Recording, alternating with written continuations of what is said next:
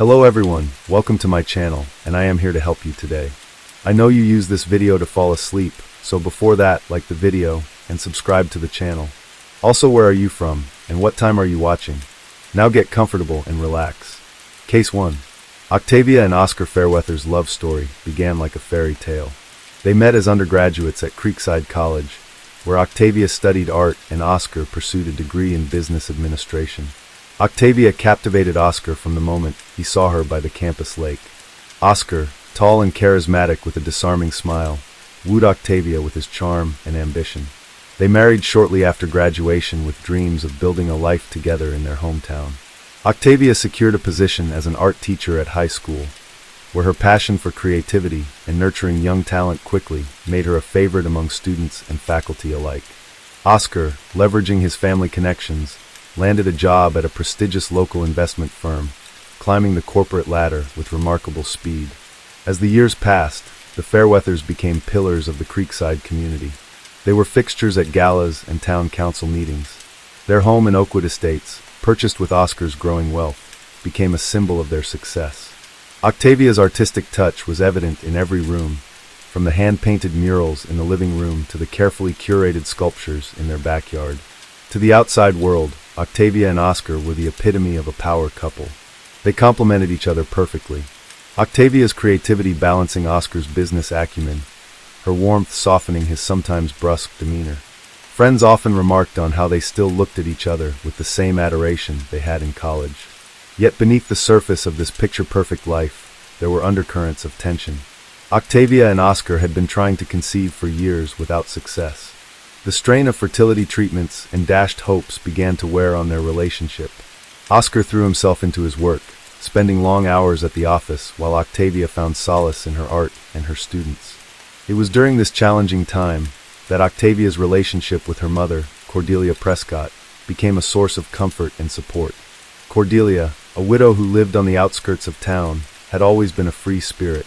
In her youth, she had traveled the world as a photojournalist, settling down in Creekside only after meeting Octavia's father. After his passing, Cordelia had retreated into a quieter life, focusing on her garden and her volunteer work at the local animal shelter. As Octavia spent more time with her mother, Oscar found himself drawn into Cordelia's orbit as well. What began as polite conversation during family dinners slowly evolved into something more, setting the stage for a betrayal that would tear the Fairweather family apart. The seeds of the affair between Oscar and Cordelia were planted on a crisp autumn evening. Octavia, consumed with preparing for an upcoming art exhibition featuring her students' work, Oscar, feeling neglected and frustrated by the growing distance in his marriage, decided to go to Cordelia's cottage alone, ostensibly to check on his mother-in-law. Cordelia, surprised but pleased by the unexpected visit, welcomed Oscar with a warm smile and a glass of her homemade wine. As they sat in her small, cluttered living room, surrounded by eclectic souvenirs from her travels, Oscar found himself opening up about his marital troubles. Cordelia listened with empathy, her eyes, so similar to Octavia's, filled with understanding. Perhaps it was the wine, or the intimate atmosphere, or simply the need for human connection. But that night, a line was crossed. A comforting touch lingered too long. A gaze held more meaning than it should have. By the time Oscar left Cordelia's cottage, both knew that something had irrevocably changed. In the weeks that followed, Oscar and Cordelia manufactured reasons to see each other. Cordelia suddenly needed help with home repairs, while Oscar discovered a newfound interest in gardening. Their clandestine meetings became more frequent, always carefully timed to avoid suspicion. During one of their early encounters, Oscar arrived at Cordelia's cottage to help fix a leaky faucet. As they worked side by side in the cramped space of her bathroom, the air between them grew thick with unspoken tension. Their hands brushed accidentally, sending electric shocks through both of them when Cordelia reached past Oscar for a towel. He caught the scent of her perfume, a heady mix of jasmine and vanilla that made his head swim. Their eyes met in the mirror, and for a moment neither could look away. On a warm Sunday afternoon, Cordelia was showing Oscar how to prune her rose bushes as she demonstrated the technique, standing close behind him to guide his hands. Both were acutely aware of their physical proximity. The gentle brush of her breath on his neck, the warmth of her body against his back, sent shivers down Oscar's spine. When he turned to ask a question, their faces were inches apart. Time seemed to stand still as they stood there, frozen in a moment of forbidden desire. During a rare moment alone at a family gathering, Oscar and Cordelia stole away to the secluded garden behind the house.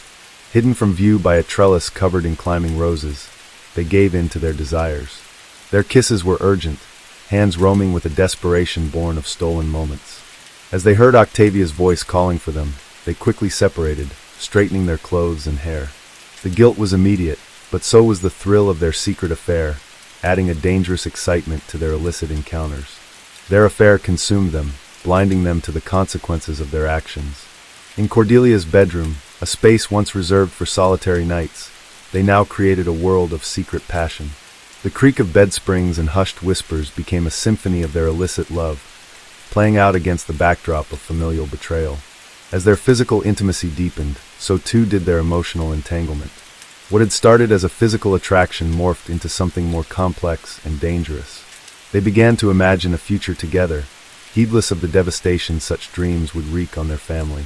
It was this combination of physical passion and emotional connection that would ultimately lead to their undoing. They justified their actions in whispered conversations. Oscar spoke of feeling unappreciated and misunderstood by Octavia, while Cordelia confessed to a loneliness that had plagued her since her husband's death. They convinced themselves that their connection was special, something that transcended the boundaries of the conventional. As the affair deepened, so did their web of lies. Oscar began to invent business trips and late meetings. Cordelia feigned illness to avoid family gatherings. They communicated through a secret email account and disposable phones, always careful to cover their tracks, but with each deception, the weight of guilt grew heavier. Oscar found it increasingly difficult to look Octavia in the eye, while Cordelia's interactions with her daughter became strained and awkward. The very relationship that had once been Octavia's source of comfort was now tainted by betrayal. Neither Oscar nor Cordelia could have foreseen the devastating consequences their actions would have on the entire Fairweather family as they continued their illicit liaison. They remained oblivious to the suspicions beginning to form in Octavia's mind. The first inkling that something was amiss came to Octavia on a rainy Tuesday afternoon. She had decided to surprise Oscar with lunch at his office, only to be told by his confused secretary that he had left early, mentioning a meeting with a client.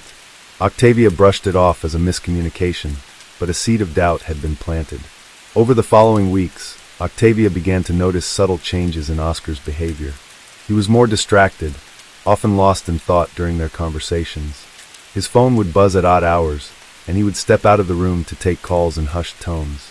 When questioned, Oscar would dismiss her concerns with vague explanations about work stress and important deals in the pipeline. Octavia's artistic sensitivity, usually a source of joy in her life, now became a curse as she picked up on minute details that others might have missed. The faint scent of unfamiliar perfume on Oscar's clothes, a lipstick smudge on a coffee mug he brought home from the office the way he sometimes avoided her touch. All these observations accumulated in her mind, forming a picture she didn't want to see. Her relationship with her mother also began to change. Cordelia, once eager to spend time with her daughter, now seemed distant and preoccupied. Their weekly tea sessions became less frequent, with Cordelia often canceling at the last minute, citing various commitments when they did meet. Octavia sensed a nervousness in her mother's demeanor, a reluctance to meet her eyes that was entirely out of character. As her suspicions grew, Octavia found herself trapped in a spiral of doubt and self-recrimination. She questioned every interaction, analyzed every word spoken by Oscar and Cordelia. Was she imagining things? Had the stress of their fertility struggles in her upcoming exhibition made her paranoid? Determined to find the truth, Octavia began to investigate discreetly. She checked Oscar's credit card statements, noting several charges at restaurants and hotels that he had never mentioned. She drove by her mother's cottage at odd hours, her heart sinking when she spotted Oscar's car parked down the street on an evening when he was supposedly working late. Each new piece of evidence felt like a physical blow, chipping away at the foundation of trust that had been the bedrock of her life. Octavia's students and colleagues noticed the change in her demeanor, the dark circles under her eyes, the tremor in her hands as she demonstrated brush techniques, the forced smile that never quite reached her eyes. As the days passed, Octavia became a shadow of her former self, torn between confronting her fears and clinging to the last shreds of hope that she was mistaken. Little did she know that the truth, when it finally came to light, would be even more devastating than she could have imagined. The day Octavia's world shattered began like any other. It was a Saturday, and she had spent the morning at the school.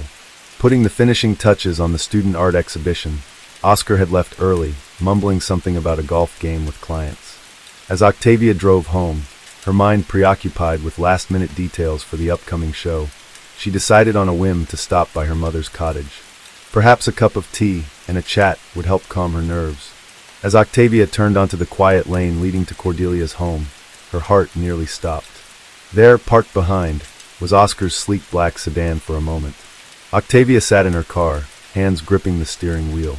She told herself there could be an innocent explanation, but deep down she knew. With trembling legs, Octavia approached the cottage. The curtains were drawn, but through a gap she could see movement inside. Taking a deep breath, she used her key to unlock the door, pushing it open as quietly as possible. The sight that greeted her would be forever seared into her memory. There, on the floral-patterned couch, they were locked in an intimate embrace. Oblivious to the world around them, Cordelia's hair was disheveled. Shirt partially unbuttoned on the coffee table, 2 half-empty wine glasses stood as mute witnesses to their betrayal. For a moment, time seemed to stand still. Then, as if sensing her presence, Oscar and Cordelia looked up, the expressions on their faces, shock, guilt, and a flicker of defiance. What followed was a blur of emotions and accusations. Octavia's anguished cry broke the silence, startling the guilty pair. Oscar jumped to his feet, stammering excuses and pleas. Cordelia remained seated, her face ashen, tears streaming down her cheeks. Octavia, her voice raw with pain and fury, hurled questions at them. The answers, when they came, were like daggers to her heart. 6 months.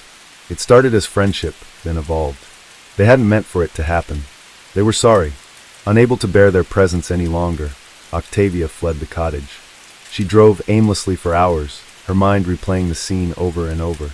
By the time she returned home, the sun had set. Casting long shadows across the manicured lawn of the house she had once considered her sanctuary as she sat in the darkened living room, surrounded by the trappings of her seemingly perfect life, Octavia felt something inside her break. The pain, the betrayal, the sheer magnitude of the deception.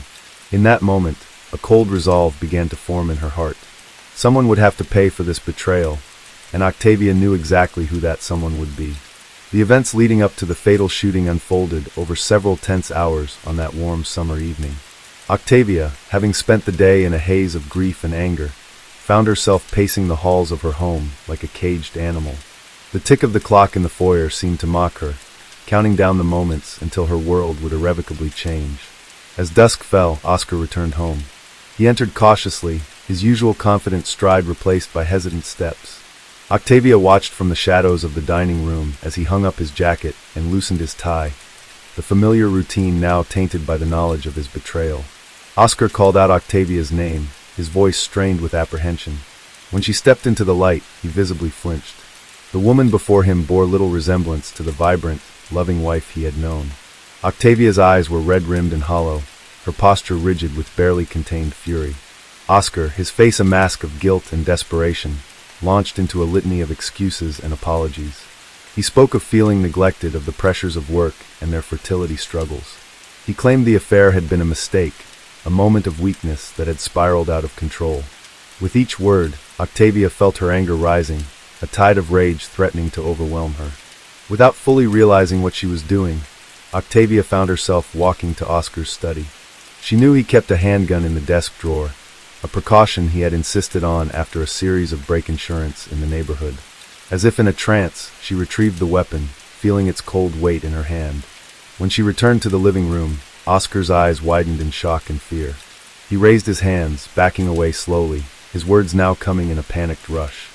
He promised to end the affair, to go to counseling, to do whatever it took to save their marriage. But Octavia barely heard him. In her mind, she saw only images of Oscar and Cordelia together, their betrayal playing on an endless loop. What happened next was a blur of motion and sound. Oscar lunged forward, perhaps trying to disarm her.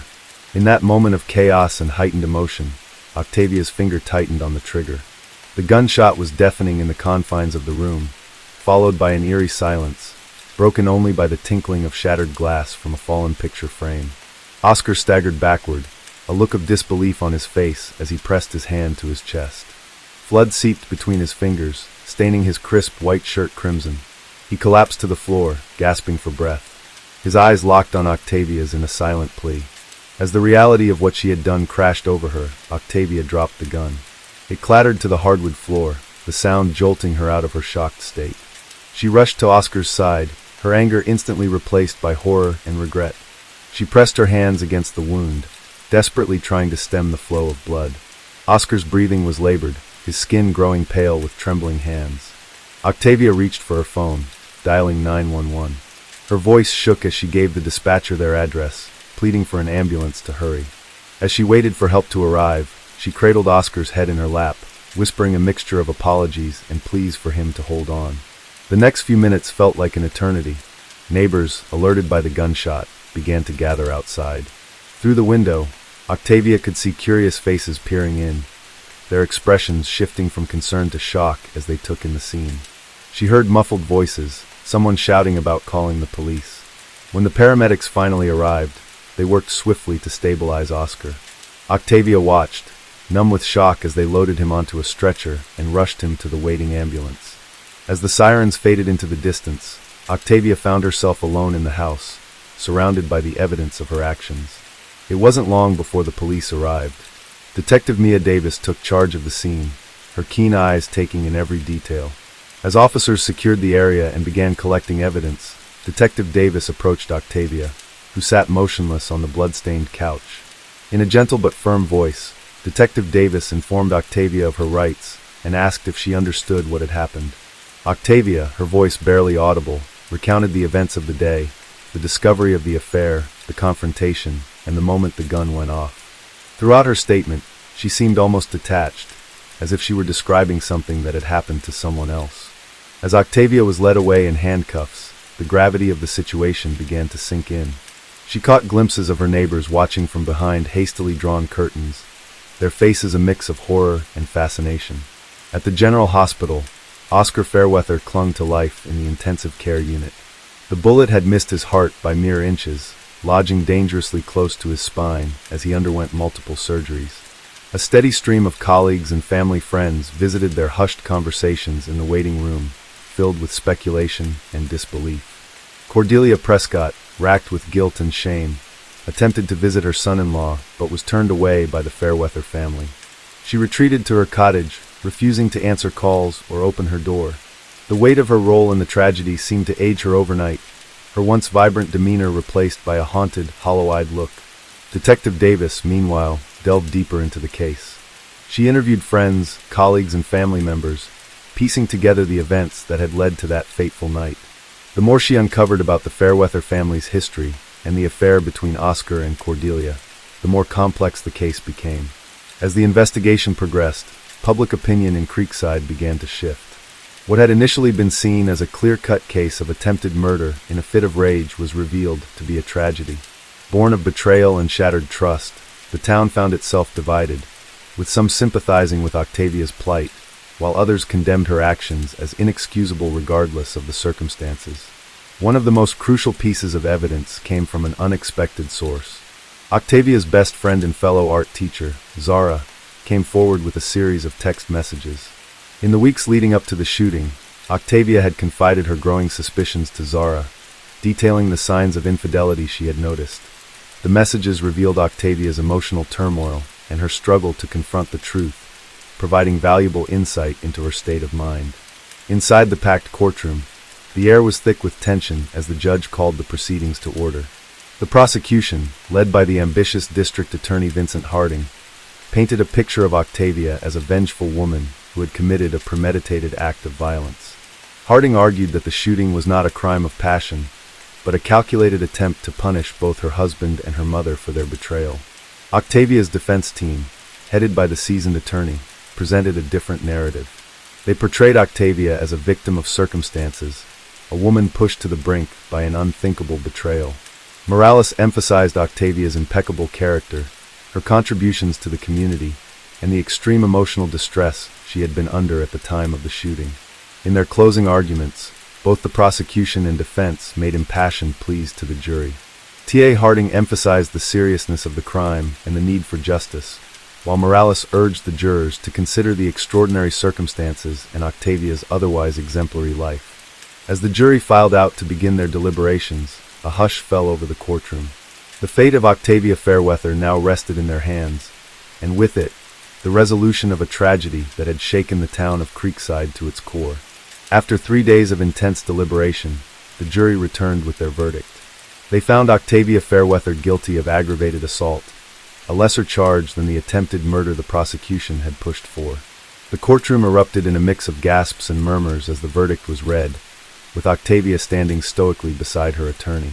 The judge, taking into account Octavia's previously unblemished record and the extraordinary circumstances of the case, sentenced her to 5 years in prison, with the possibility of parole after 3 years. Additionally, Octavia was mandated to undergo psychological counseling and complete an anger management program. The sentence was met with mixed reactions. Some felt it was too lenient given the severity, while others believed it appropriately balanced justice with compassion. As Octavia was led away from the courtroom, the weight of her actions and the long road ahead seemed to finally settle on her shoulders.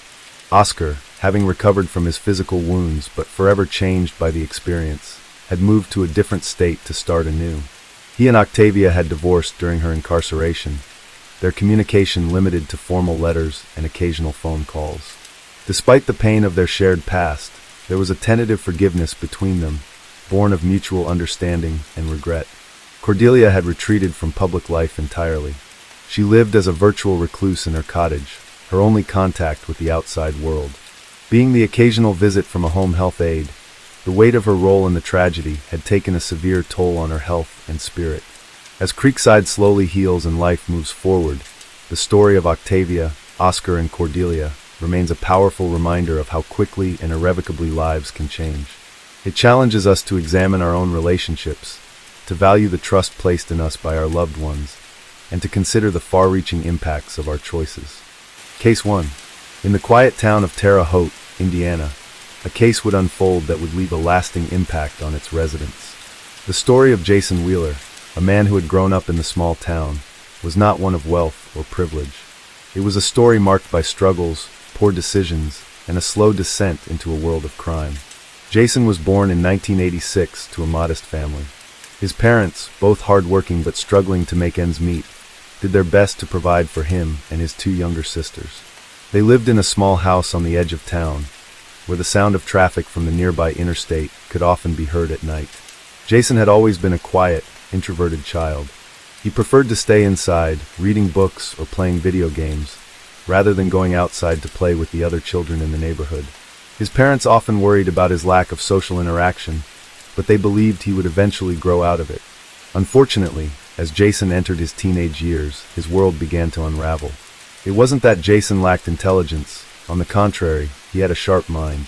But his environment, combined with a lack of guidance, led him down a path that would eventually entangle him in a web of criminal activity. By the time Jason turned 18, he had already gotten into trouble with the law on several occasions. His first arrest came at the age of 16, when he was caught stealing a car from a local dealership. Though it was a minor offense, it set the stage for a series of increasingly serious crimes. Over the next few years, Jason's criminal behavior escalated. He was involved in petty theft, drug possession, and eventually armed robbery. With each crime, he became more desperate, more reckless, as if he was searching for something, validation, a sense of control, or perhaps just a way out of the misery he had built for himself. Despite his criminal activity, Jason was often able to avoid significant jail time. His family, while disappointed, continued to support him, believing that one day he would turn things around. But by the time Jason was in his early 20s, his pattern of criminal behavior was well established. He had dropped out of high school, found work in dead-end jobs, and continued to make poor decisions that only worsened his situation. He had a few close friends, but even they began to distance themselves as Jason's behavior became more erratic and his temper more unpredictable. On the night of October 14, 2011, Jason committed a crime that would change his life forever. It was late, well after midnight, when he found himself walking through a quiet neighborhood on the outskirts of town. He had been drinking heavily, and the alcohol had clouded his judgment. He had no real plan in mind, but the desire to do something, anything, had taken over. As Jason wandered through the neighborhood, his thoughts became jumbled, his mind racing with thoughts of his failures and frustrations. He didn't know what he was looking for, but his eyes landed on a small convenience store. It was one of the few businesses still open at that hour, and the parking lot was nearly empty. For a moment, Jason stood there, watching the fluorescent lights of the store flicker in the dark, the hum of the refrigerator units in the background. Without thinking, he walked toward the store, his heart pounding in his chest. Inside, the store was quiet. There was only one clerk behind the counter, a young woman in her early 20s, who looked up in surprise as Jason entered. She greeted him with a friendly smile, but her expression quickly changed when she saw the look in his eyes. Jason was drunk, his movements slow and unsteady. He walked up to the counter, his hand shaking as he reached into his jacket pocket and pulled out a small, silver handgun. The clerk froze. She had seen her fair share of troubled individuals come through the store, but nothing like this. Jason's eyes were wild, his hands trembling, and his voice was low but steady as he demanded money from the register. The woman's heart raced as she slowly opened the cash register, her hands shaking. Jason watched her closely, his finger twitching near the trigger. He wasn't thinking clearly, and the alcohol in his system only made the situation more volatile. The woman handed him the cash, but Jason didn't leave. He wasn't done.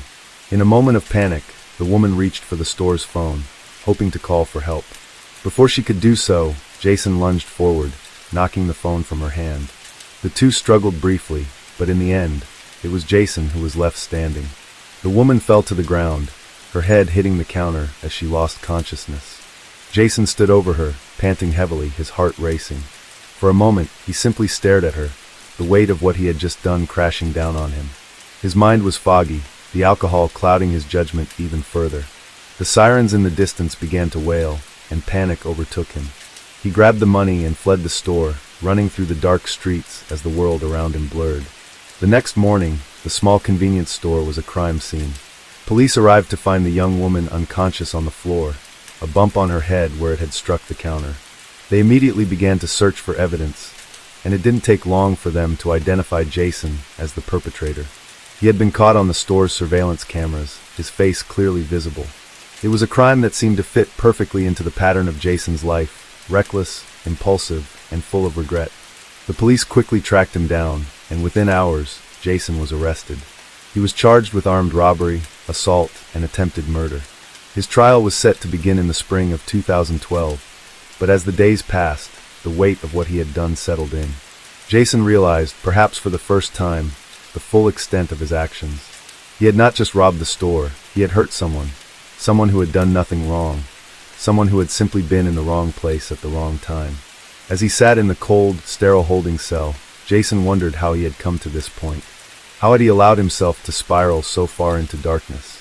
He had known right from wrong, but the urge to escape, to numb the pain of his life, had always been stronger. He had pushed away the people who cared about him, and in the end, all he had was a string of broken relationships and criminal charges. Jason's journey through the criminal justice system was just beginning.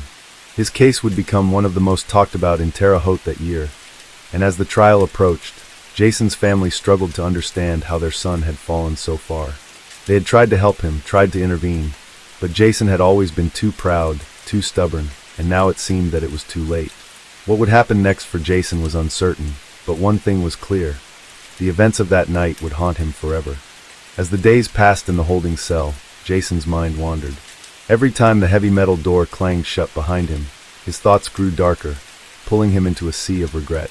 He thought about his family, the people who had tried to support him throughout his troubled life. His mother, always so kind and patient, would visit him occasionally, her eyes filled with both love and disappointment. His father, a quiet man who had always worked hard to provide for his family, couldn't bring himself to speak much when he visited. Jason had seen the disappointment in his eyes. His father had once believed in him, had once thought that Jason could be someone better. But now, his father's silence felt like the loudest rejection. Jason had always known that his actions were a burden on his family, but standing in that cold cell, he finally understood the weight of what he had done. The guilt gnawed at him constantly, creeping into every corner of his mind. He wished he could go back, rewind time, and undo the moment he stepped into that store. But he knew that wasn't possible. The consequences of that night were irreversible. The trial began in the spring of 2012. The courtroom was packed with people who had heard about the crime and wanted to see justice served. Jason's face, still fresh in the memories of those who had witnessed the robbery, was plastered across every local news outlet. He was no longer just another troubled young man in Terre Haute. He was now a symbol of the consequences of poor choices, of a life spiraling out of control. The prosecution presented their case first. They had the evidence: the surveillance footage showing Jason entering the store, the footage showing him brandishing the gun, and the terrifying moment when he lunged at the clerk. The evidence was damning, and the prosecution painted a picture of a man who had acted in cold blood, motivated by desperation and anger. They spoke of the harm he had caused to the young woman, the clerk, who had been unable to defend herself as Jason held her at gunpoint. The woman, whose name was Emily, had suffered significant trauma from the incident. Not only had she been physically hurt, but the emotional scars were deep. She had been unable to return to work at the store for several weeks, and when she finally did, the fear of encountering a similar situation again lingered in the back of her mind. The prosecution made it clear that this was not just a robbery gone wrong. It was an assault that had left lasting consequences on an innocent person. The defense, on the other hand, argued that Jason's actions were the result of his troubled upbringing and his history of poor decisions. They spoke of his difficult childhood, his struggles with alcohol, and the lack of guidance that had shaped him into the person he had become. They claimed that Jason was not inherently violent, but had been overwhelmed by the circumstances of his life. They tried to paint a picture of a man who had lost his way, a man who had made one terrible mistake, but could be redeemed with the right help. Jason sat through the trial in silence, his eyes fixed on the floor most of the time. He didn't argue with the evidence, didn't try to dispute the charges. He knew the truth. He had done it. He had walked into that store with a plan, albeit a half-formed one, and he had followed through with it. There was no denying it. There was no excuse that could erase what had happened. As the trial continued, Jason's thoughts turned inward. He had spent so much of his life trying to avoid the truth, trying to escape from the consequences of his actions. But now, with the trial underway, he was faced with it all. The life he had tried to ignore, the choices he had made, and the people he had hurt, they were all coming to light. And no matter how much he wished he could undo it, he couldn't. The days stretched on, and Jason's lawyer worked hard to present a defense that would allow for a lighter sentence. But the prosecution was relentless. The weight of the crime hung heavily in the air, and it was clear that Jason was facing a harsh punishment.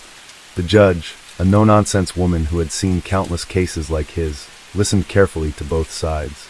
She was known for being tough but fair, and Jason knew that whatever decision she made would be final. There would be no second chances.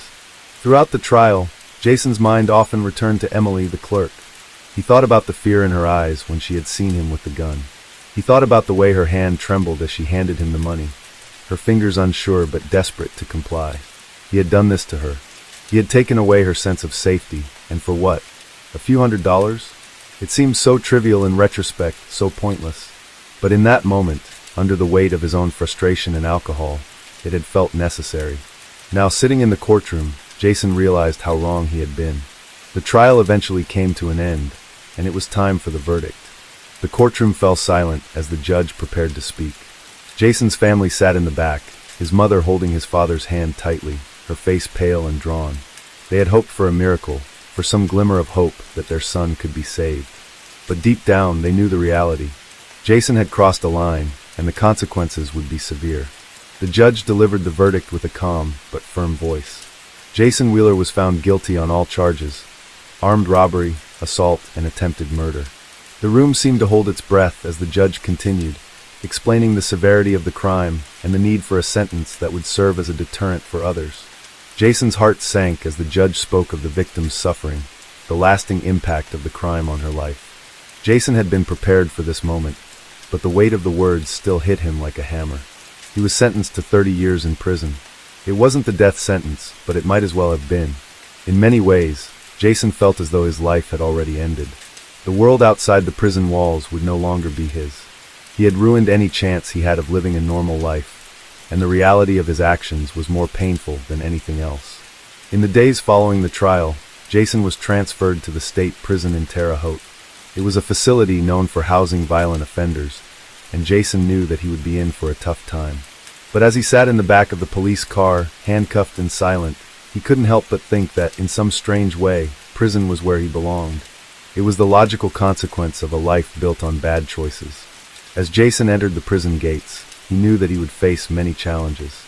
But perhaps the hardest challenge of all would be facing himself. The man he had become, the life he had led, it had all come down to this. And there was no escaping it now. As Jason entered the prison gates, a new chapter of his life began. A chapter marked by uncertainty, violence, and the harsh realities of life behind bars. The Terre Haute facility was known for its tough conditions, and Jason was keenly aware that his fate, from that point on, would be shaped by the environment he was about to enter. He was led into the intake area, a sterile and intimidating environment that smelled of antiseptic and sweat. The cold metal walls echoed with the sounds of clanging doors and muffled voices from the other side. His handcuffs dug into his wrists as he walked through the hallways, his mind racing. He thought about what was to come, the rough days, the new rules he'd have to learn, the people he'd have to navigate. There was no escaping this.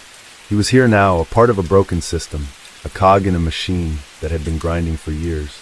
The intake officers went through their usual procedures, taking his fingerprints, asking for his identification, and processing his arrival. Jason had no idea what to expect. The officers spoke to him in the same monotone voice they used with everyone, their faces impassive as they conducted their work. He was just another number to them, another inmate who would eventually fade into the background of the prison's everyday life. Jason was then escorted to his cell. The narrow hallway seemed to stretch endlessly before him, each step heavy with the weight of the unknown. He could hear the distant clanging of metal doors and the murmurs of voices, but everything felt muffled, as though the world outside had faded into oblivion. As they approached his cell, Jason couldn't help but glance at the other inmates who had gathered by their own doors, their eyes curious, sizing him up. His cell was small, barely big enough for a bunk bed, a toilet, and a tiny sink. The walls were stained with years of grime, and the flickering light overhead cast long shadows that danced across the floor. It was a far cry from the comfort of his life before prison, but Jason knew he would have to make do. His new reality had no room for comfort. The door clanged shut behind him, and Jason took a deep breath. The sound of the lock clicking into place sent a shiver down his spine. He was truly alone now, trapped in a world he could no longer escape. He didn't know what to expect, but he was certain of one thing. Survival in this environment would require a new version of himself, someone tougher, someone who could hold his own. The first few weeks in prison were the hardest. Jason spent most of his time alone in his cell, trying to adjust to the rhythm of life behind bars. He quickly learned that there were unwritten rules in prison, rules that didn't come with a manual but were taught through experience. The inmates who had been there longer had a language of their own, a set of codes that helped them navigate the daily challenges of prison life. Jason had to learn fast. The days blended together as he adjusted to the harsh schedule. Wake up early, get in line for meals, and endure long hours of silence or the occasional confrontation. He quickly became aware of the other inmates, their personalities, their strengths, and their weaknesses. Some men tried to keep their heads down, avoiding attention, while others sought power, looking for any opportunity to dominate the weaker ones. Jason was just another face in the crowd, but he wasn't sure how long he could stay invisible. Soon, Jason learned that in prison, the biggest threat often came from within the walls. Violence was a constant presence, lurking just beneath the surface. Fights broke out regularly over small slights, over power struggles, and over misunderstandings. There was no room for weakness in this place, and Jason, despite his guilt and remorse, had to find a way to protect himself. He didn't want to become one of the violent men. He didn't want to lose his humanity in the cold, unforgiving world of the prison. But the longer he stayed, the more he realized that survival here meant adapting. It meant finding allies, learning how to defend himself, and navigating the complex social structure that ruled the prison yard. As the months passed, Jason became more accustomed to the rhythm of prison life. He learned who to trust and who to avoid. He made a few friends, but they were the kind of friends who helped each other out of necessity rather than genuine camaraderie. In prison, everyone had their own motives, their own reasons for being there. Some were there for violent crimes, others for drug offenses, and still others for theft or fraud. Jason was just one of many, another soul trapped in the system. But amid the harshness and brutality, Jason began to reflect on his past, on the choices he had made. He thought about the robbery and how it had started as an impulsive act, a desperate attempt to escape the life he had been living. At the time, it had seemed like a quick fix, a way to grab control of his life, but it had spiraled out of control. The pain he had caused others, especially Emily, weighed heavily on him. He could still see her face, her eyes wide with fear as he held the gun. The image haunted him, and there were nights when he couldn't sleep, when he would lie awake, staring at the ceiling, replaying the moment over and over in his mind. Jason knew that he couldn't undo the past, but he also knew that he had to find a way to atone for his mistakes. The prison was full of men who had made mistakes, some small, some unforgivable. But Jason realized that his redemption didn't lie in escaping the punishment. It lay in accepting responsibility for his actions. In prison, that was the first step toward redemption. As the years went on, Jason worked hard to keep his head down and stay out of trouble. He stayed away from the gangs that formed in prison, focused on reading books and trying to improve himself. He joined a few educational programs, trying to earn his GED and build a skill set that might help him when he was eventually released. But even as he tried to move forward, the past continued to follow him. He had to face the truth of his crime every day, in every moment. And though he knew that he would never be able to truly escape the consequences of his actions, he held on to a sliver of hope that someday he might find a way to make things right, to earn back some measure of peace. Jason didn't know when or if that day would come, but for the first time since he walked into that store all those years ago, he felt a small flicker of hope. He didn't know how long it would last or where it would lead, but he was ready to face it, ready to do whatever he could to make things right. As the years went by in the penitentiary, Jason grew accustomed to the strict routines and the constant vigilance required to survive. He had learned how to blend in, how to be just another face in the crowd. But deep inside, he still longed for something more. He hadn't forgotten about Emily, the woman whose life he had shattered with his reckless actions. In the darkest corners of his mind, her face lingered like a ghost, reminding him of the pain he had caused. Jason's days consisted of the same monotonous routines: waking up early, standing in line for breakfast, cleaning his cell, and attending mandatory programs. The guards moved through the halls with an air of indifference, barely acknowledging the inmates, while the prisoners carried on with their own lives. Some read, some worked, and some spent their time plotting their next move. There was no escape from the grinding weight of time, and each day felt like a repeat of the last. But over the years, Jason had built a small sense of purpose within himself. He had become involved in a few educational programs, starting with his GED. At first, it had been just another way to pass the time, another distraction from the never-ending monotony of prison life. But soon, he realized how much he had missed learning, how much he had taken education for granted before everything had gone wrong. His teachers, though hardened by the system, were committed to helping the inmates better themselves. They saw the potential in their students, even if the world outside did not. Jason threw himself into his studies. He read anything he could get his hands on, from literature to history, philosophy to science.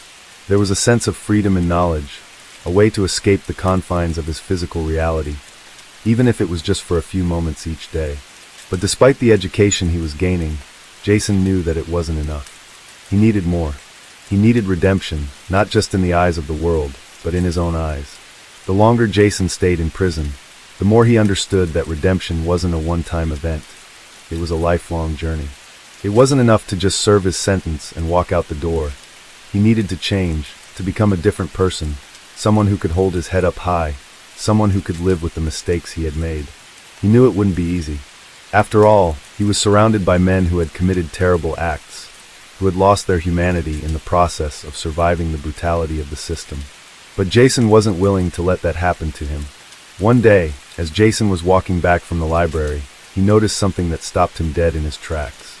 Across the yard, he saw a familiar face, one that sent a chill down his spine. It was Marcus, the man who had been in the wrong place at the wrong time during the robbery. Jason had never seen Marcus again after the trial, but now, here he was, standing near the chain-link fence, talking with a few other inmates. It was as if time had frozen. For a moment, Jason couldn't breathe. The sight of Marcus brought a wave of guilt crashing over him. He had never truly apologized for what had happened that night, for what he had done to the man who had been caught in the crossfire of his foolishness. Seeing Marcus in the prison yard so close, yet so far, made Jason realize just how much he still had to atone for. The anger and frustration that had simmered inside him for years began to boil to the surface. He had to make things right. But how could he? After everything that had happened, could there ever be a way for him to undo the damage he had caused? Jason struggled with these thoughts for days. He watched Marcus from afar, too afraid to approach him. The idea of confronting his past, of facing the man who had been part of his crime, was terrifying. What if Marcus hated him? What if he saw Jason as nothing more than a criminal, a reminder of the violence that had ruined their lives? But Jason knew that he couldn't run from it anymore. He had to face Marcus, and more importantly, he had to face himself. If he was ever going to heal, if he was ever going to be free of the burden that weighed so heavily on his conscience, he had to take this step. It took weeks before Jason finally found the courage to approach Marcus. He had carefully thought out what he would say, rehearsing it in his mind, but when the time came, the words didn't come out the way he had planned. Instead, he stood there, looking at Marcus with a mix of guilt and sorrow, unsure of how to begin. Marcus looked at him, his face expressionless, but there was something in his eyes, a flicker of recognition, followed by a look of wariness. Jason didn't know what to expect. He wasn't sure if Marcus even remembered him, but he had to try. "I'm sorry," Jason said, his voice barely above a whisper. "I know I can't undo what I did, but I need you to know that I'm sorry for what happened. I never meant for any of this to happen. I didn't want to hurt anyone." Marcus didn't say anything at first. The silence between them stretched on, long enough for Jason to feel his heart pounding in his chest. He thought for a moment that Marcus might just walk away, that the years of silence had hardened him to the point of no forgiveness. But then Marcus spoke. "I remember you," Marcus said quietly, his voice rough. You think I don't know what you did to me? You think I've forgotten? I haven't." Jason's heart sank. He had expected anger, but hearing the bitterness in Marcus's voice made him realize how deep the wound went.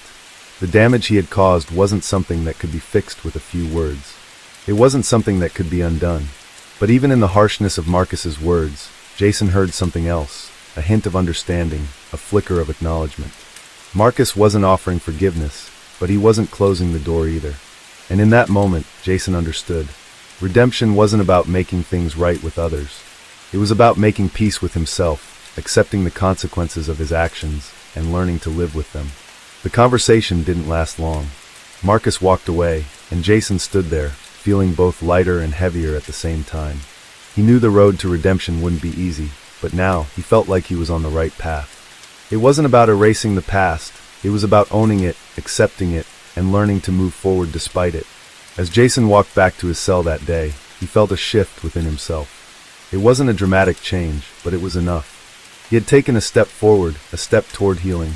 The guilt still lingered, but it no longer consumed him. He had made a choice, and in that choice, he had found a small sliver of peace. Days turned into weeks, and weeks into months, but for Jason, nothing ever felt quite the same. The encounter with Marcus had altered something within him, shifting his perspective on the life he was trying to rebuild. He was still incarcerated, of course, still paying for the choices he had made, but the guilt that once gnawed at him so relentlessly was now tempered by something else. A quiet resolve, a commitment to changing who he was, even if it was only for his own sake. Jason had learned to occupy his mind with more than just his own regrets. He buried himself in his studies, read books that opened his mind to new worlds, new philosophies, and new ways of thinking.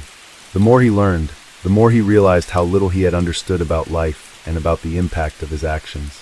It wasn't just the crime that haunted him, but the realization that he had once lived so thoughtlessly, so consumed by selfish desires and reckless ambition. He often thought back to the day when everything had changed, the night of the robbery.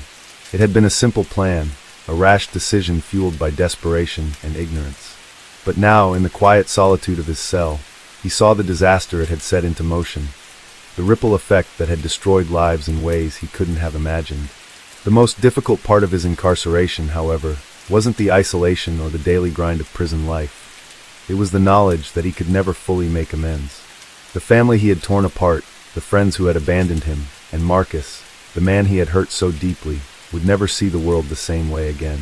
Jason could apologize until his voice grew hoarse, but the consequences of his actions would forever be etched into their lives. Still, he couldn't let that stop him. He had to try. Even if it was just a small effort, even if it was just a drop in the ocean, Jason believed that he could at least offer something. An apology, a gesture, a small act of kindness that could show he was different from the man he had been. His chance came one chilly autumn day, just as the leaves outside the prison yard began to turn a rich orange. Jason had been assigned to a work detail in the prison kitchen, a task he didn't mind. It gave him something to do, something productive, and it kept his mind from wandering back to darker thoughts. As he worked with a few other inmates, chopping vegetables and preparing meals for the prison population. A guard entered the kitchen with a man in tow. Jason barely glanced up at first, absorbed in his work, but then he heard the familiar voice, clear and steady, though a little older than it had been years ago. It was Marcus. He was standing near the door, hands cuffed behind his back, talking to the guard in a calm, measured voice. Jason's heart skipped a beat as he realized that Marcus had been brought into the prison, though he couldn't fathom why. His mind raced, wondering if this was another twist of fate, another moment where he would have to face the consequences of his actions in a new and unexpected way. Marcus wasn't in the same section of the prison as Jason. He was in a different security tier altogether, but he had been transferred to the kitchen for some unknown reason. Jason had no idea how long Marcus had been in prison or what had brought him here, but he couldn't help but wonder if their paths were destined to cross again. As the guard ushered Marcus to a workstation across the room, Jason's hands shook slightly. He had to face him again, had to confront the man who had been so deeply affected by his choices. But this time, Jason wasn't sure what he was supposed to do. He couldn't just apologize again, couldn't pretend that everything could be fixed with words. And yet, he couldn't ignore Marcus, couldn't simply let him slip into the background of his life without addressing the reality of their shared past. The next few hours felt like an eternity as Jason tried to focus on his work while stealing glances at Marcus from across the room. The silence between them was heavy, thick with years of unspoken words. Jason wanted to reach out, wanted to say something that would bridge the gap between them, but what could he possibly say? The years of separation had left them both changed in ways that couldn't be undone. By the time the work detail was over, Jason had worked himself into a frenzy of indecision. He needed to do something, anything, to make up for the hurt he had caused. But what? When the last bell rang, signaling the end of the workday, Jason lingered in the kitchen, watching as Marcus gathered his things and prepared to leave. His heart pounded in his chest, and his palms were slick with sweat. This was it. If he didn't act now, he might never get another chance. Without thinking, Jason approached Marcus as he was walking toward the exit. His footsteps were measured and deliberate, but his mind was racing. He didn't know what he would say, didn't know if Marcus would even want to hear it. But Jason couldn't let this opportunity slip by. "Marcus," Jason called softly, his voice carrying across the room. Marcus froze, his body tensing as he turned to face Jason. There was a flicker of recognition in his eyes, but there was also something else, something unreadable. For a moment, they simply stood there, locked in silence, until Marcus spoke. "What do you want, Jason?" His voice was low, guarded, but not without a hint of weariness. Jason took a deep breath, steeling himself for the words that had been stuck in his throat for so long. "I just wanted to say, I'm sorry. I know it's not enough, but I owe you that much." Marcus looked at him for a long moment, his face expressionless. It seemed as if he was weighing the sincerity of Jason's words, trying to decide whether or not they were worth acknowledging. Then, after what felt like an eternity, Marcus nodded once, sharply. "I know," he said simply, before turning and walking away, disappearing through the door. Jason stood there for a moment, the weight of the encounter settling over him like a blanket. It wasn't the grand reconciliation he had imagined in his mind. It wasn't the resolution he had hoped for. But it was something. It was a step toward healing, toward making peace with a past that he couldn't change.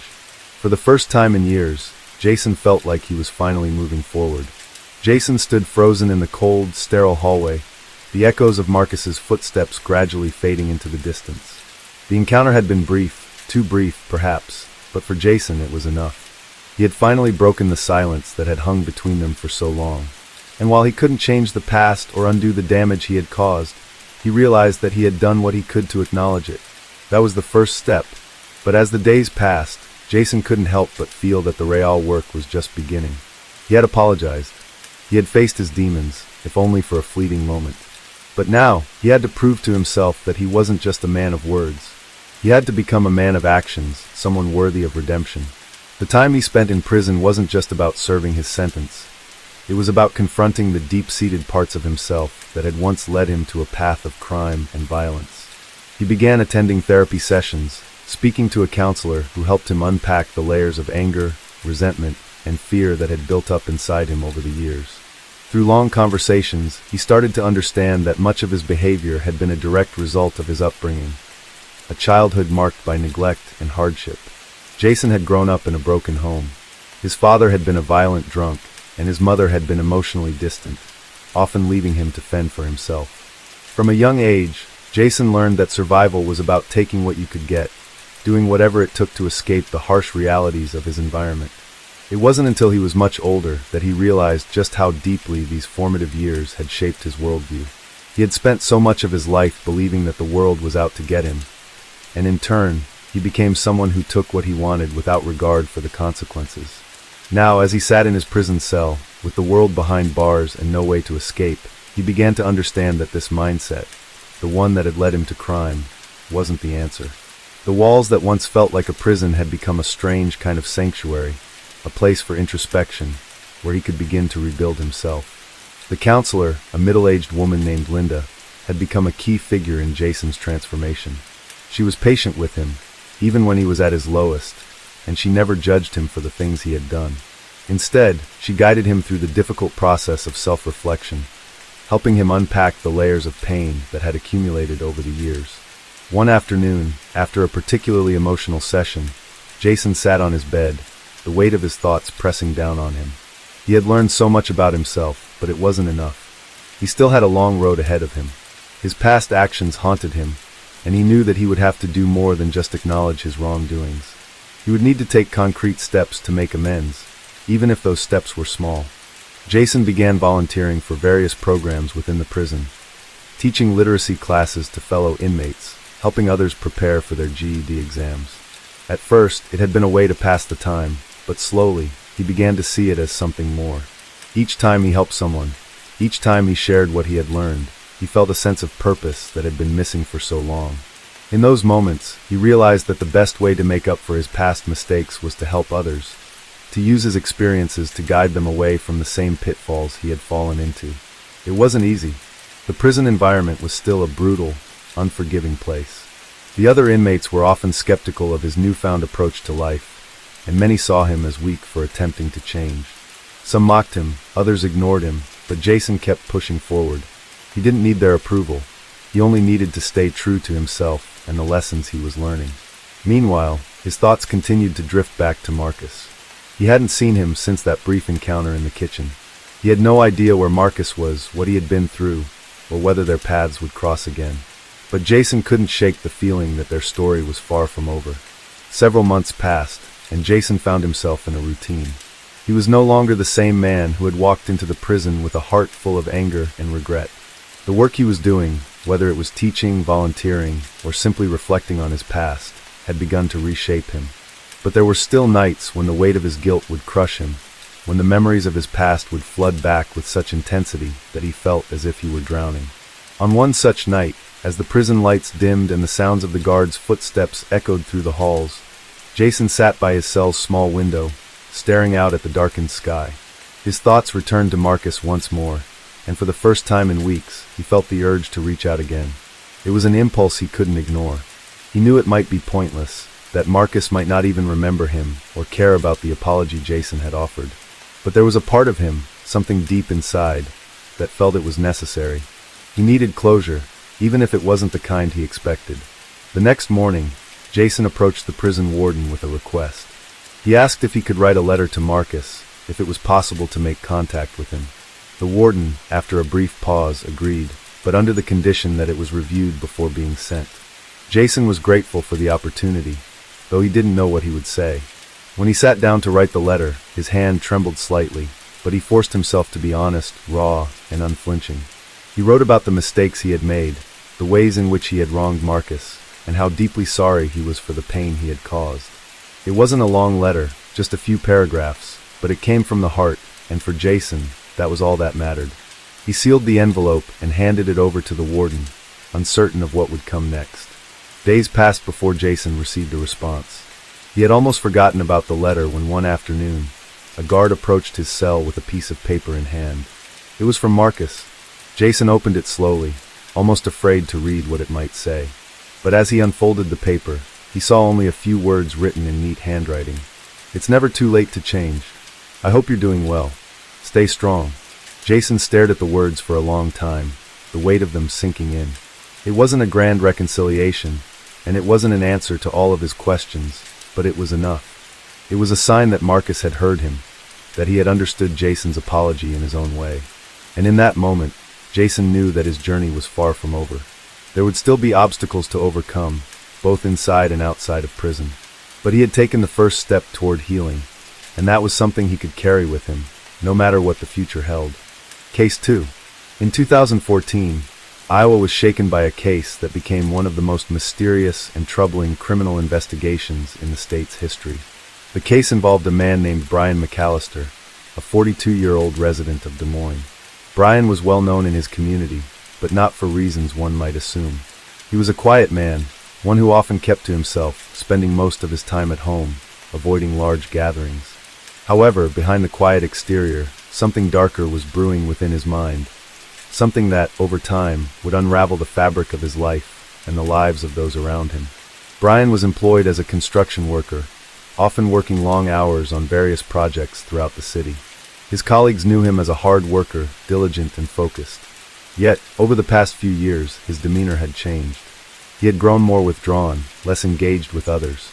His once present smile had faded into a stoic expression, and he became a ghost of the man he once was. His neighbors could often hear strange noises late at night, muffled sounds that they dismissed as just the noises of a man working on home improvement projects in his garage. But in the summer of 2014, everything changed. It was on one ordinary Thursday evening that Brian McAllister became the center of a criminal investigation that would soon captivate the entire state of Iowa. What began as a routine missing persons case would eventually turn into a tangled web of lies, secrets, and murder. The story started with the disappearance of a local woman named Rebecca Carver, a 34-year-old mother of two who had lived just a few blocks away from Brian. Rebecca was known in the community as a friendly and approachable woman. She worked as a waitress at a local diner, and her warm smile had made her beloved by all who knew her. But one night, Rebecca failed to return home from work. Her children waited for her at the front door, but she never arrived. Her husband, Steve Carver, immediately called the authorities when he realized something was wrong. The police began their investigation, initially treating Rebecca's disappearance as a possible case of her leaving voluntarily. However, as the hours turned into days, the situation took a darker turn. The Carver family, devastated by their missing loved one, desperately reached out to the community for help. Flyers were posted, social media pages were flooded with messages, and local news outlets began reporting on the missing woman. The case became one that not only saddened the small town, but also puzzled the police. It wasn't long before Brian McAllister's name surfaced in the investigation. A friend of the Carvers had remembered seeing Brian speaking with Rebecca on the night she disappeared. The interaction was brief, but the fact that the two were seen together sparked suspicion. The police began to look into Brian's movements on the night of Rebecca's disappearance. As the investigation unfolded, it became clear that Brian had lied about his whereabouts. He initially claimed he had been home that night, working on his garage, but further evidence began to suggest otherwise. Surveillance footage from nearby gas stations and stores revealed that Brian had been in the area close to Rebecca's home that evening, contradicting his story. Furthermore, his phone records showed unusual activity, including several unanswered calls made from his phone to Rebecca's, which only deepened the mystery. The police dug deeper, going through Brian's history. They discovered a troubled past, filled with brushes with the law. He had been arrested in the past for minor offenses, but nothing had ever indicated that he was capable of something as severe as the disappearance of Rebecca Carver. Still, there was a feeling that something was wrong, that there was more to Brian McAllister than met the eye. As the investigation progressed, more unsettling details emerged about Brian's personal life. Neighbors recalled seeing him arguing with his wife on several occasions, and some even reported hearing loud crashes coming from his home in the middle of the night. His wife, who had been supportive of him for years, seemed to have grown distant from him in the months leading up to Rebecca's disappearance. She was often seen in tears, and her once optimistic demeanor had turned cold and withdrawn. Despite this, there were no concrete links between Brian and Rebecca's disappearance, at least not until a breakthrough came from an unlikely source. A local resident had been walking his dog near the woods on the outskirts of town when he stumbled upon a piece of evidence that would change the course of the investigation. Hidden beneath a pile of fallen leaves, the man discovered Rebecca's handbag, which contained her ID, cell phone, and a few personal belongings. The discovery was chilling, but it also confirmed the police's worst fears. Something had happened to Rebecca. The investigation took a turn when Brian was officially named a suspect in the case. The police began to track his every move, and soon, they discovered something even more unsettling.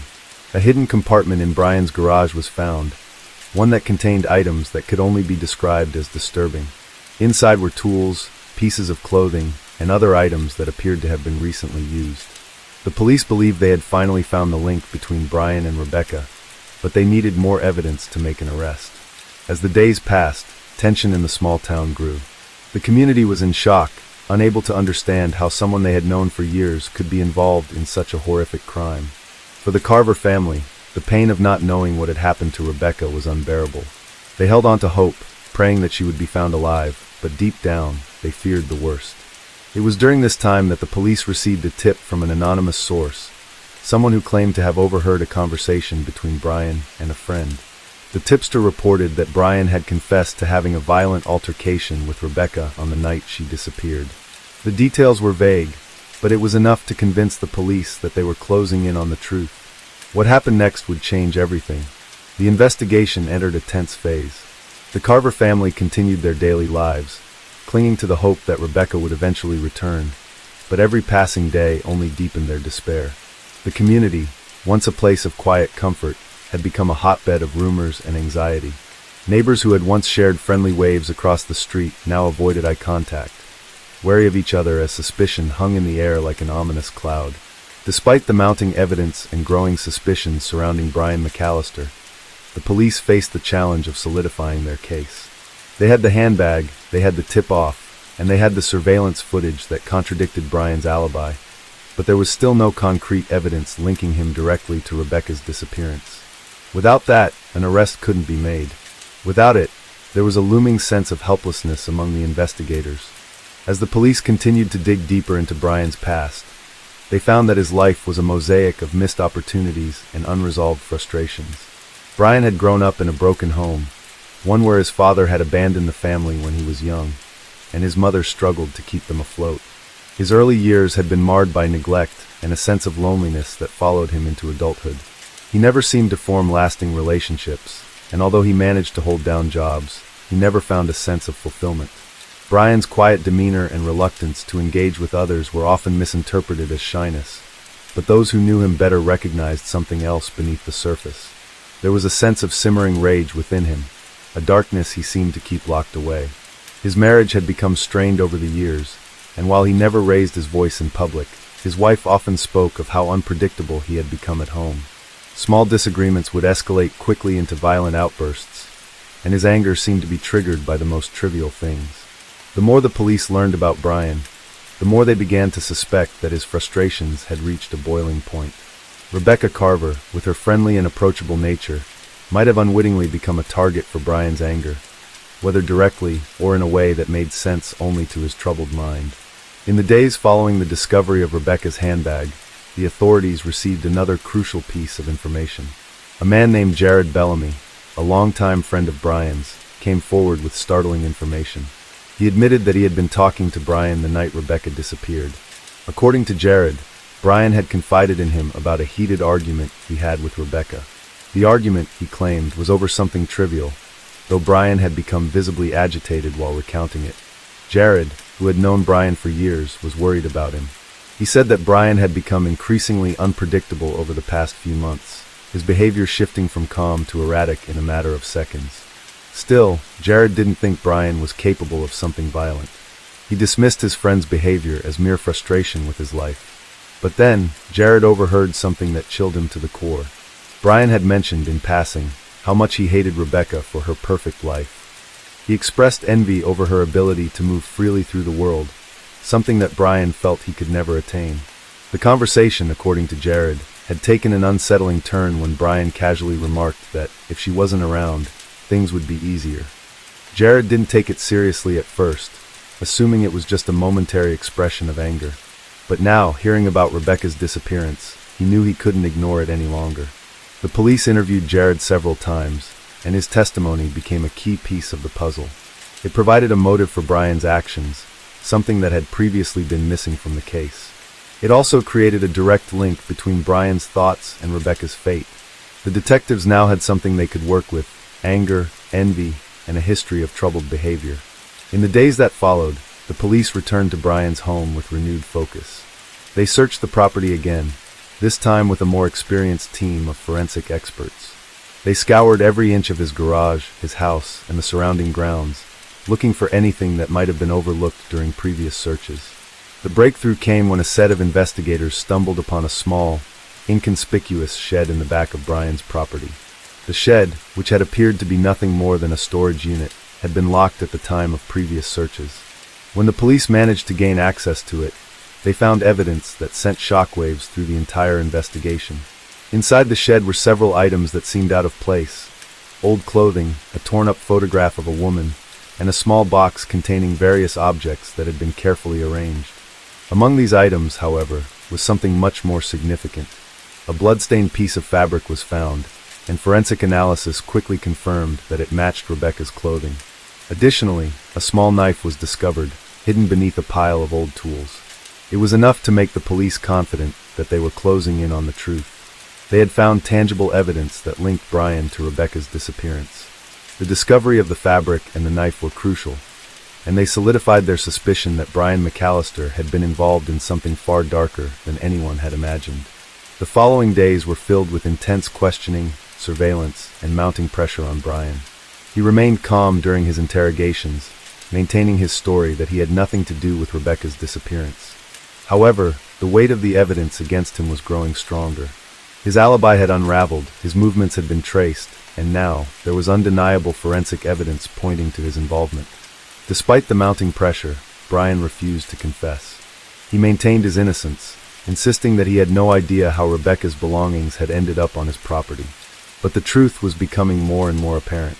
As the investigation continued, the community of Des Moines was forced to grapple with the horrifying possibility that someone they had known for years, someone they had trusted, was capable of such a crime.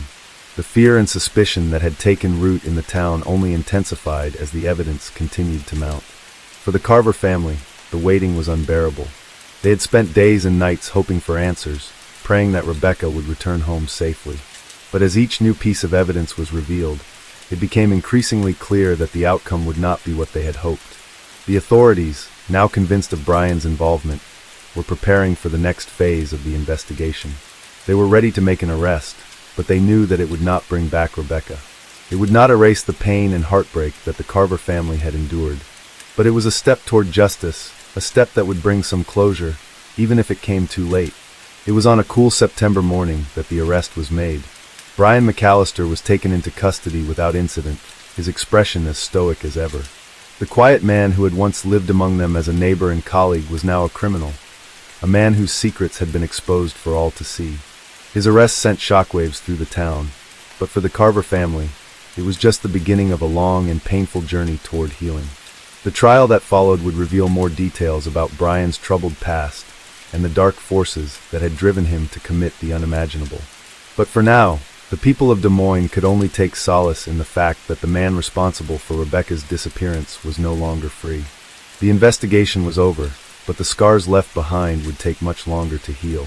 As for Brian, his life had come to an end, at least the life he had known.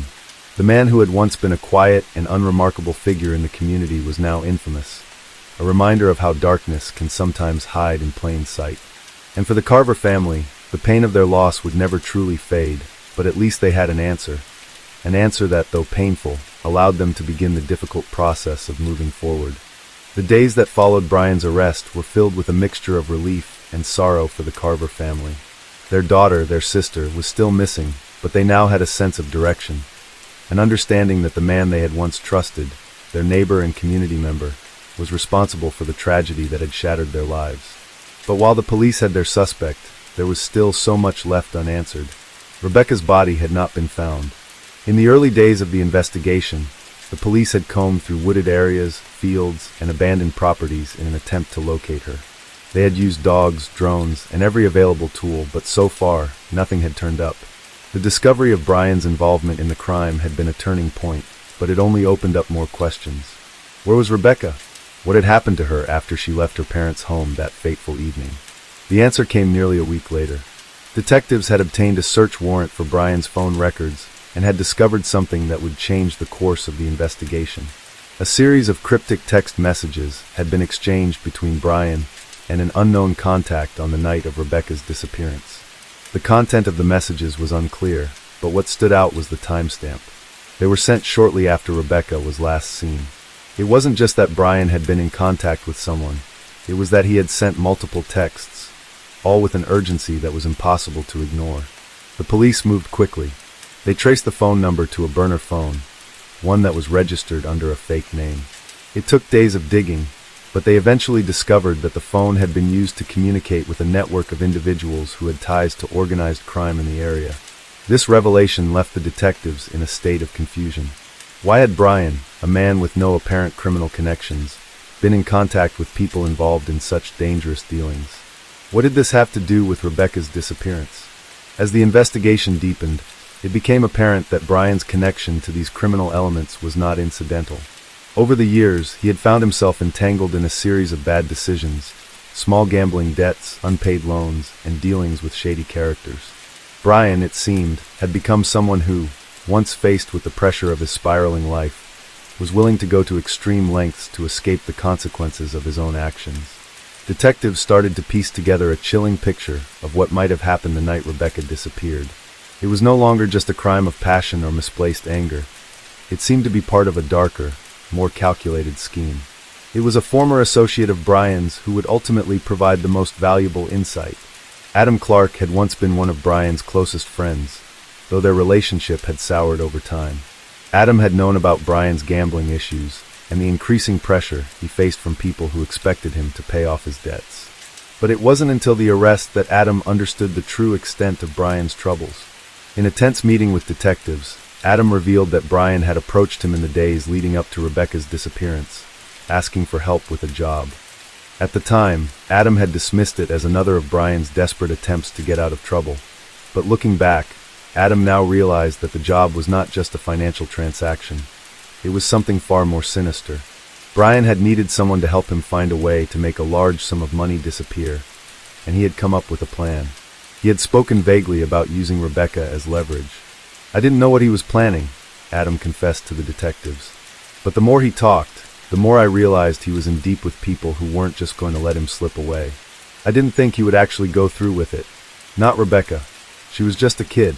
Adam's revelation turned the investigation on its head. Brian had been under immense pressure to resolve his financial troubles, but his solution had been terrifyingly simple. Take someone close to him and use them as a bargaining chip to get out of his debts. The more detectives learned about Brian's interactions with organized crime figures, the clearer the picture became. He had been deeply in debt to these individuals, and they had been pressuring him for months. But when Brian realized that there was no way out of the hole he had dug for himself, he made a fateful decision. Rebecca, who had always been friendly to him, had become an easy target.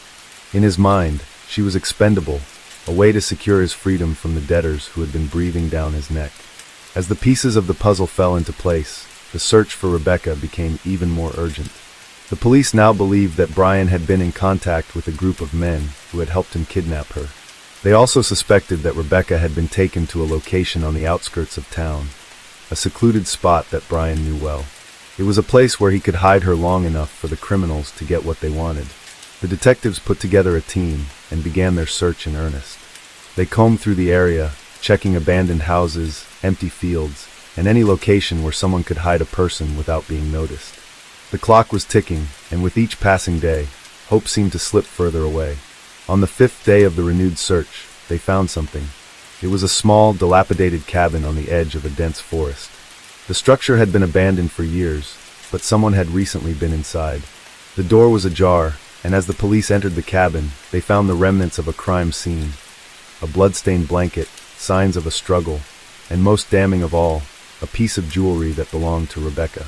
The discovery of the cabin was a turning point.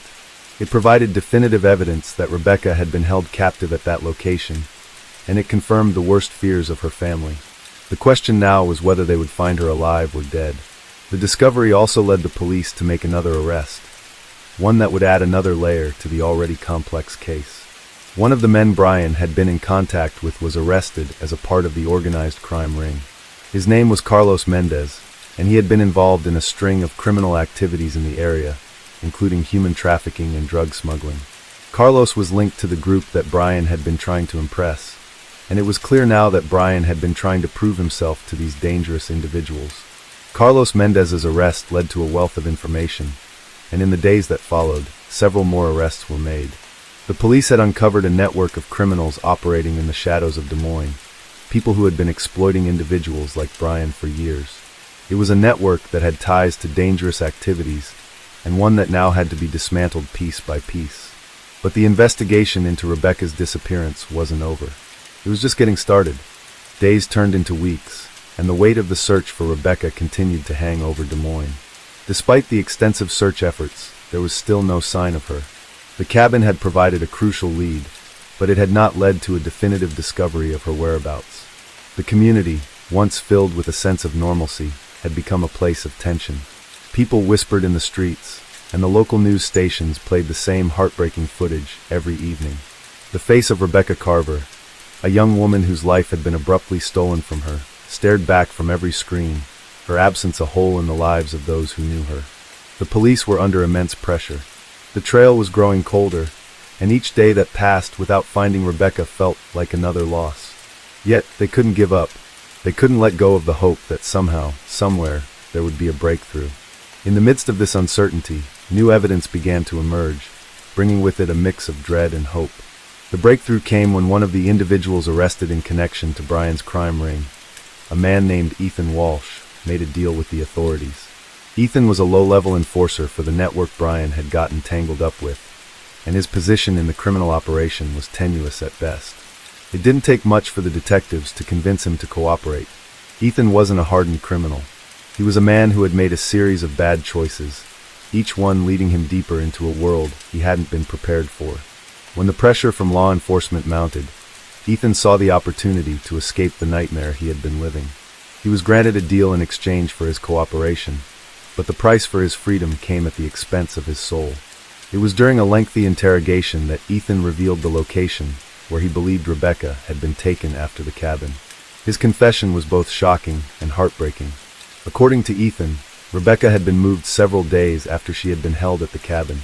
Her captors, fearing that the investigation was closing in on them, had decided to relocate her to a new location, a remote farmhouse on the outskirts of the city. "Why are you telling us this now?" one of the detectives had asked him, his voice cold, barely masking the disdain he felt for Ethan's involvement in such a horrific crime. I never wanted to be part of this," Ethan had replied, his voice shaking. "I thought it would be another job, another simple thing, but when they started talking about Rebecca, it was too much. I couldn't keep doing it." The confession was enough to send the detectives into action. Within hours, they had assembled a team and headed to the farmhouse. The location was difficult to reach, tucked away in the rolling hills of rural Iowa, far from the eyes of the public. The farmhouse had been abandoned for years, its walls weathered and its windows shattered. It seemed like the perfect hiding place for anyone trying to remain undetected. But the detectives were hopeful that they would finally find the answers they had been desperately seeking. As they approached the farmhouse, their hearts raced with anticipation. The air was thick with the weight of the moment. This could be the breakthrough they had been waiting for.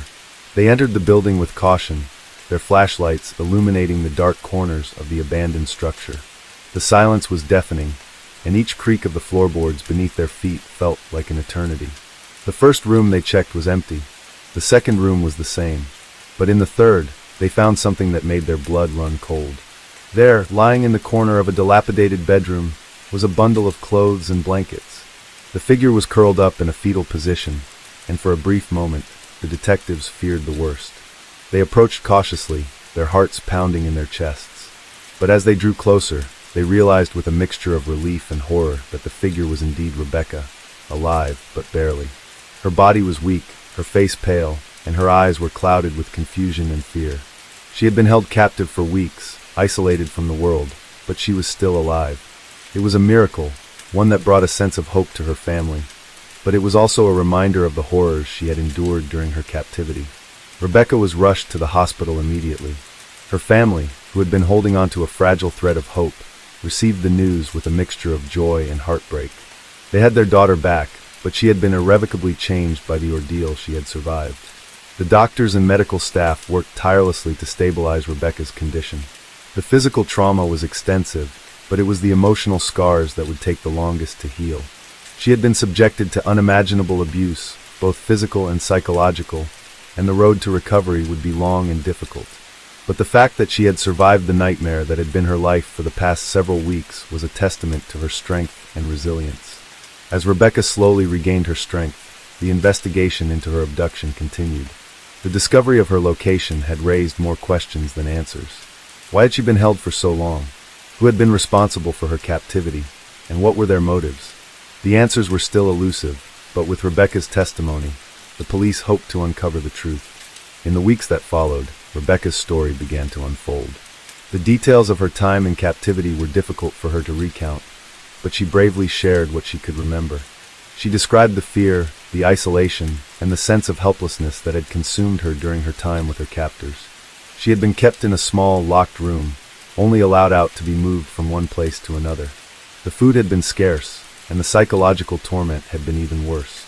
Her captors had used threats and manipulation to keep her in line, and they had made it clear that there was no way out. It became clear that Rebecca's ordeal had been a part of a much larger criminal operation. The people who had taken her were not just interested in her as a bargaining chip for Brian's debts. They were using her as part of a much broader scheme involving human trafficking. The crime ring that Brian had been connected to was far more expansive than anyone had realized, and it was clear that Rebecca had just been one of many victims. The investigation now shifted into overdrive. The police had uncovered a trail of destruction, one that stretched far beyond the borders of Des Moines.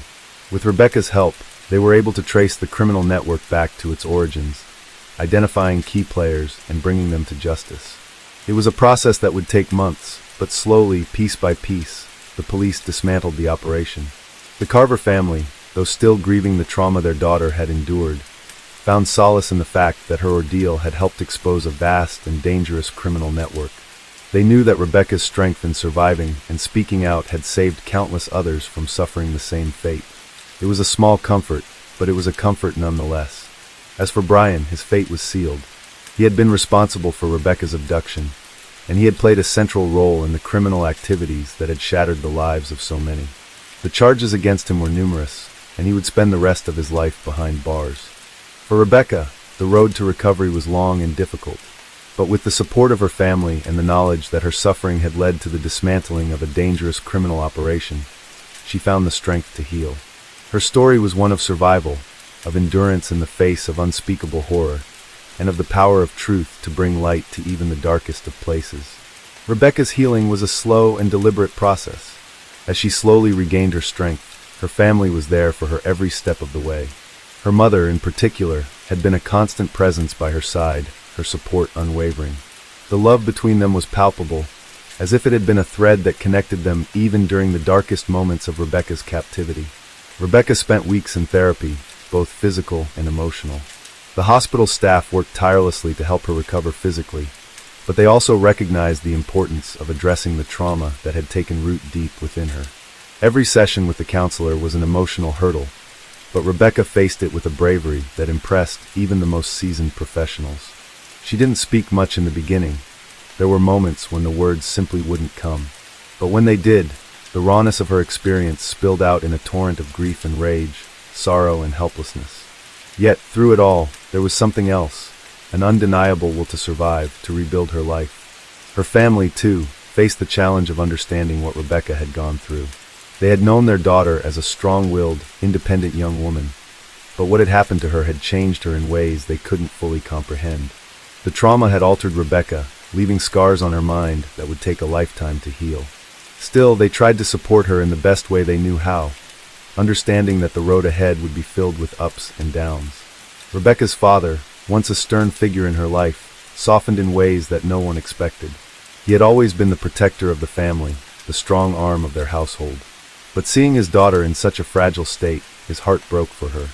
He had been a man of few words, but now he became the listener, the silent support who never left her side. He knew that healing wasn't just about medical treatment, it was about the strength of the people surrounding her. The unconditional love of her family became Rebecca's foundation, even if it was hard for her to fully accept it in those early stages. Though Rebecca's recovery was progressing, the psychological toll of her ordeal was never far from her mind. Every time she closed her eyes, She could hear the echoes of the voices of her captors, the harsh words they had used to control her. She could still feel the weight of the chains they had placed on her wrists, the suffocating grip of isolation. Every sound, every movement, seemed to trigger memories of her time in captivity.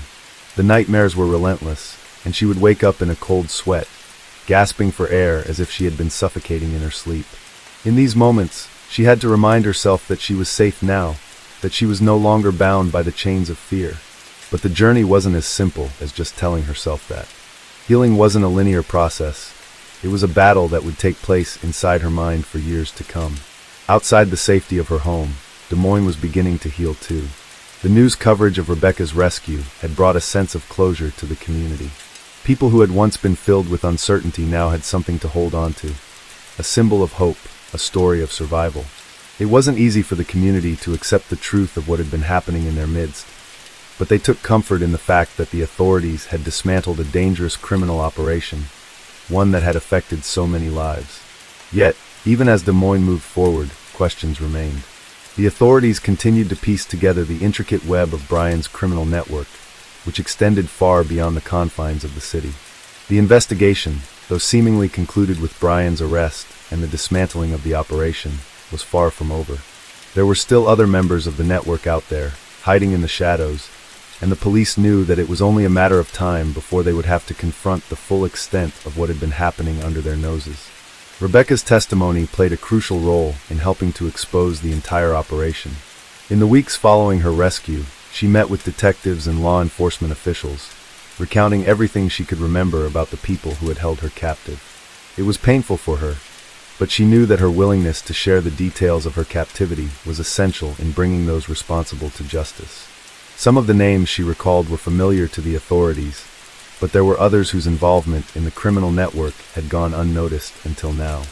The investigation revealed that Brian had been just one cog in a much larger machine, a machine that spanned across state lines and involved trafficking rings that extended deep into the heart of the country. The full scale of the operation was chilling, and as the pieces fell into place, the police realized just how close they had come to losing Rebecca forever.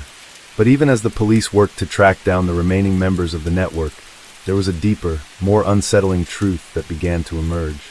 Rebecca's captors weren't just criminals. They were part of a larger underworld, one that profited from the misery of others.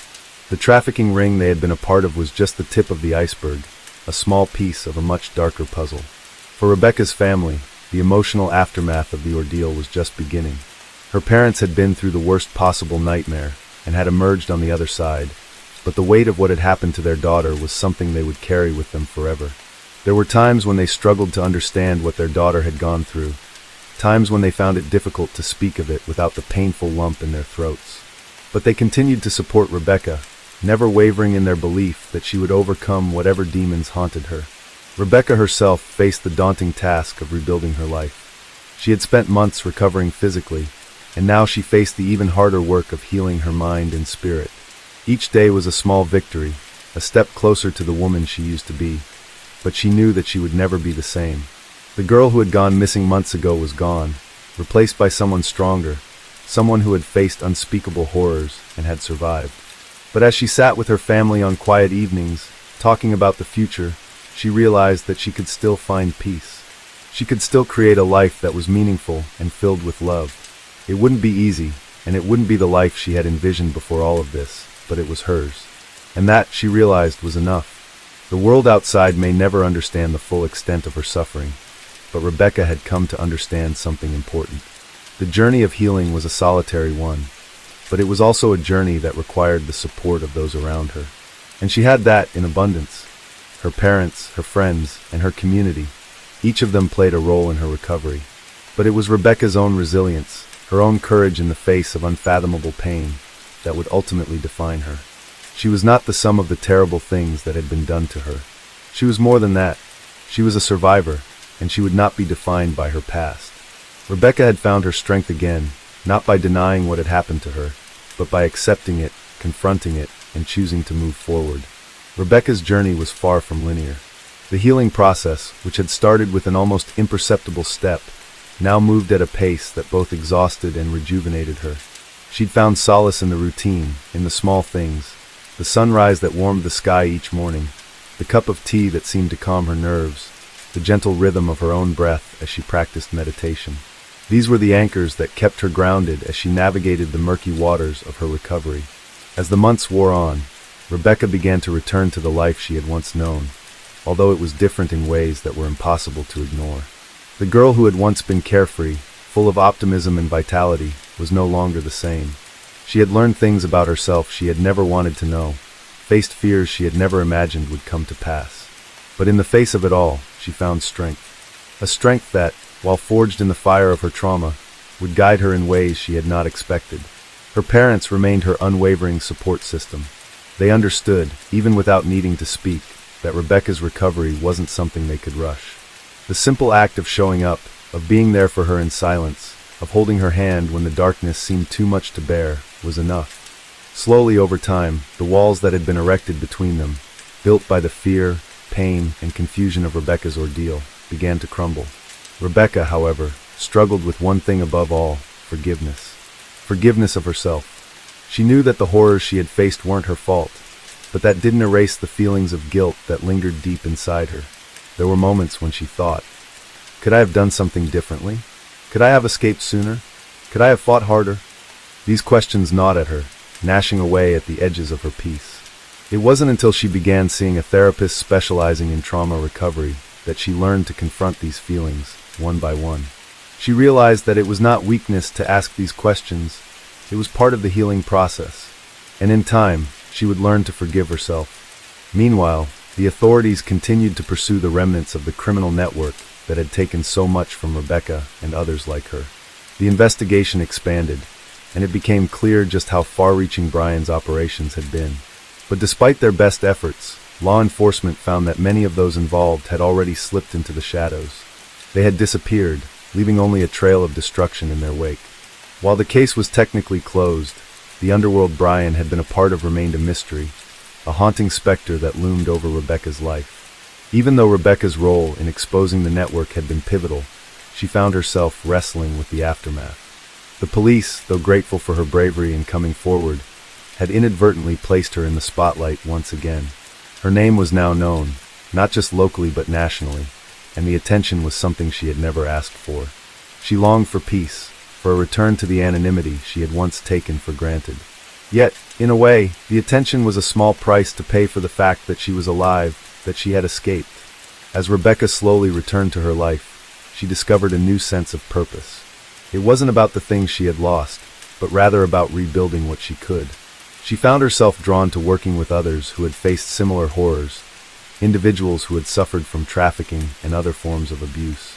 She became involved in several organizations that offered support to survivors, using her own story as a means to help others find their way to healing. Her work was not easy. It was emotionally taxing, draining, and at times it felt like she was reopening old wounds. But it also provided her with something that she had longed for, a sense of empowerment.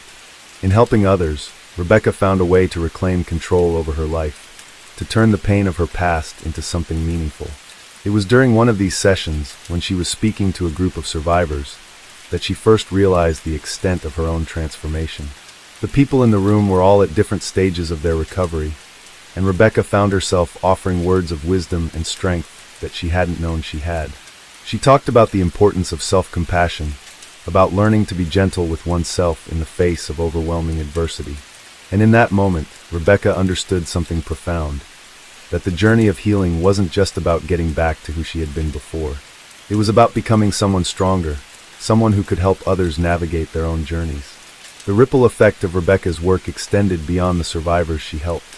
It touched the lives of the people who supported her, those who had witnessed her transformation and growth.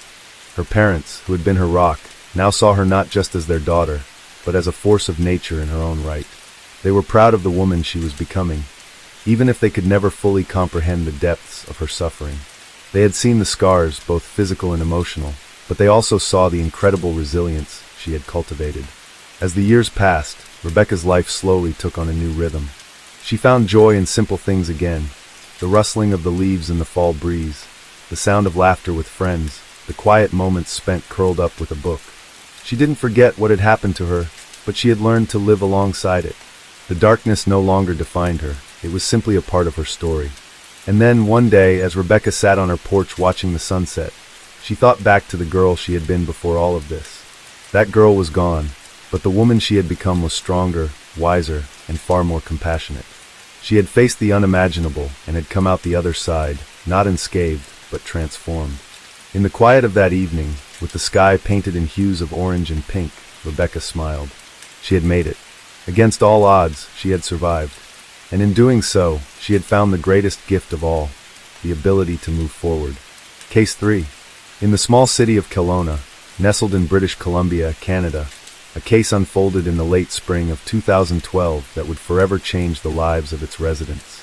At the heart of this story was a man named Michael Travers, a 34-year-old with a criminal past that had remained largely hidden from the public eye.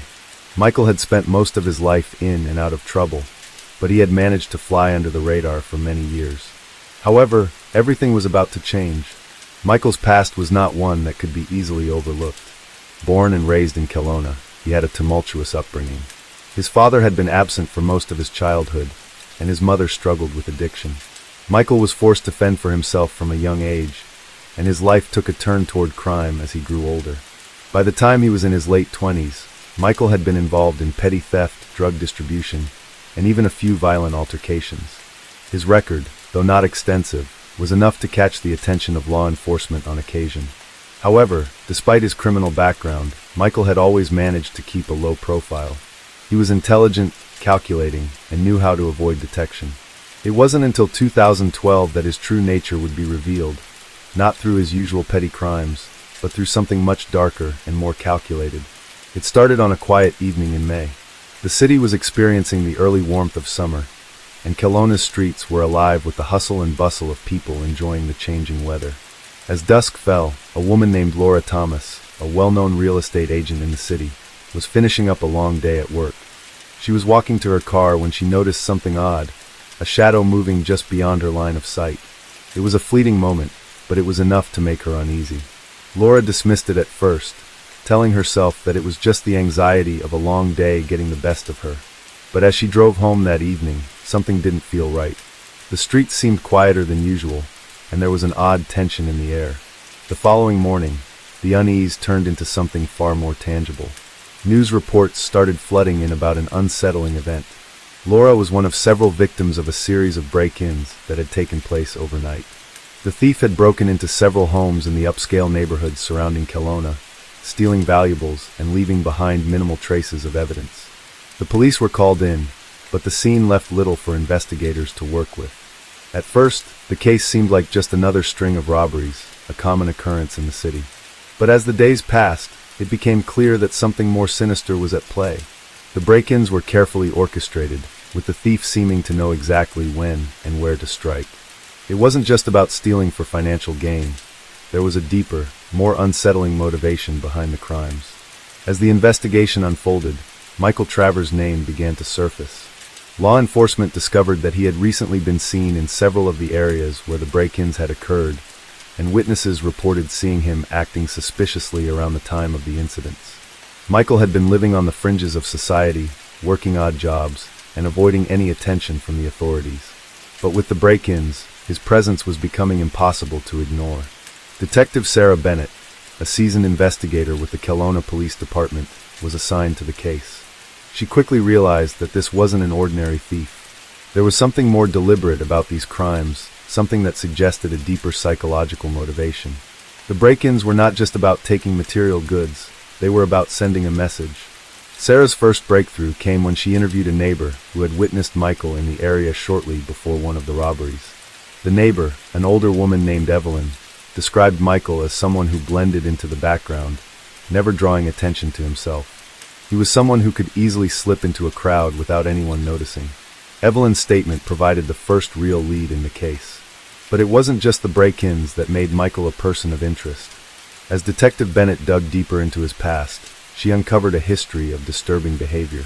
Michael had been involved in several altercations over the years, each one more violent than the last. There were whispers of darker tendencies, of a man who had always been just a step away from completely losing control. Sarah's instincts told her that Michael was capable of far more than just petty theft. As the investigation continued, the pattern of Michael's crimes began to take shape. He wasn't just stealing valuables, he was stealing something far more precious: privacy, security, and peace of mind. The way he stalked his victims, the way he chose when and where to strike, suggested a level of premeditation and planning that went far beyond simple theft. One by one, the pieces of the puzzle fell into place. Michael had been carefully planning these break-ins for months, studying the habits of his victims, learning their routines, and striking when they were most vulnerable. It was as if he was performing a twisted form of voyeurism, taking pleasure in the invasion of their personal spaces.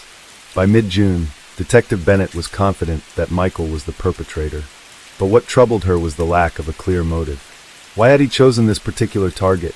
Why had he escalated his crimes in such a manner? The answers, it seemed, lay in the darkness of Michael's mind. As the story of the Kelowna criminal case began to unravel, the residents of the city were left in shock. They had always known that crime existed, but they never imagined that someone like Michael Travers, someone who had lived among them for so long, could be capable of such calculated and disturbing actions.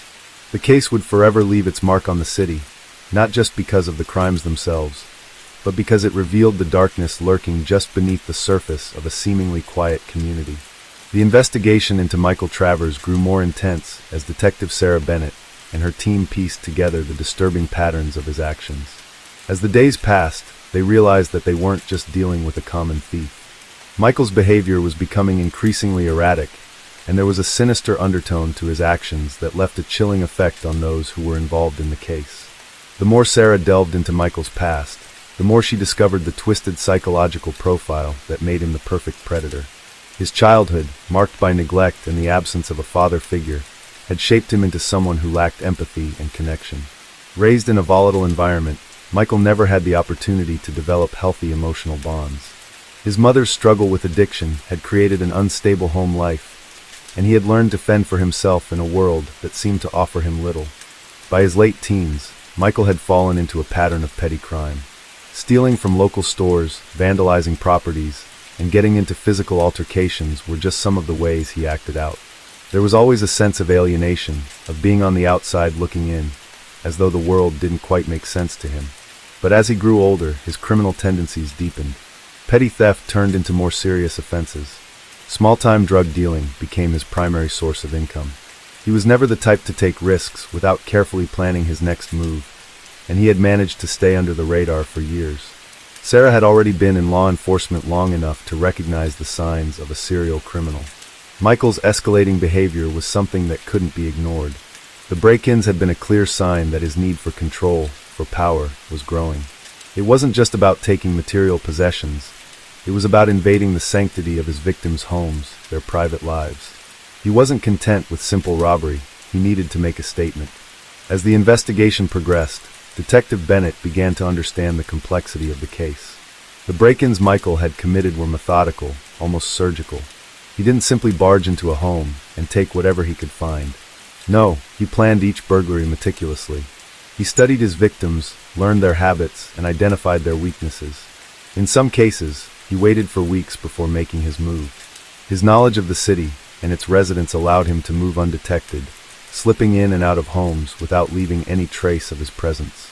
The victims in the Kelowna case were all from well-off backgrounds. They were professionals, business owners, and people who had worked hard to build comfortable lives for themselves and their families. But Michael wasn't targeting them for their wealth alone.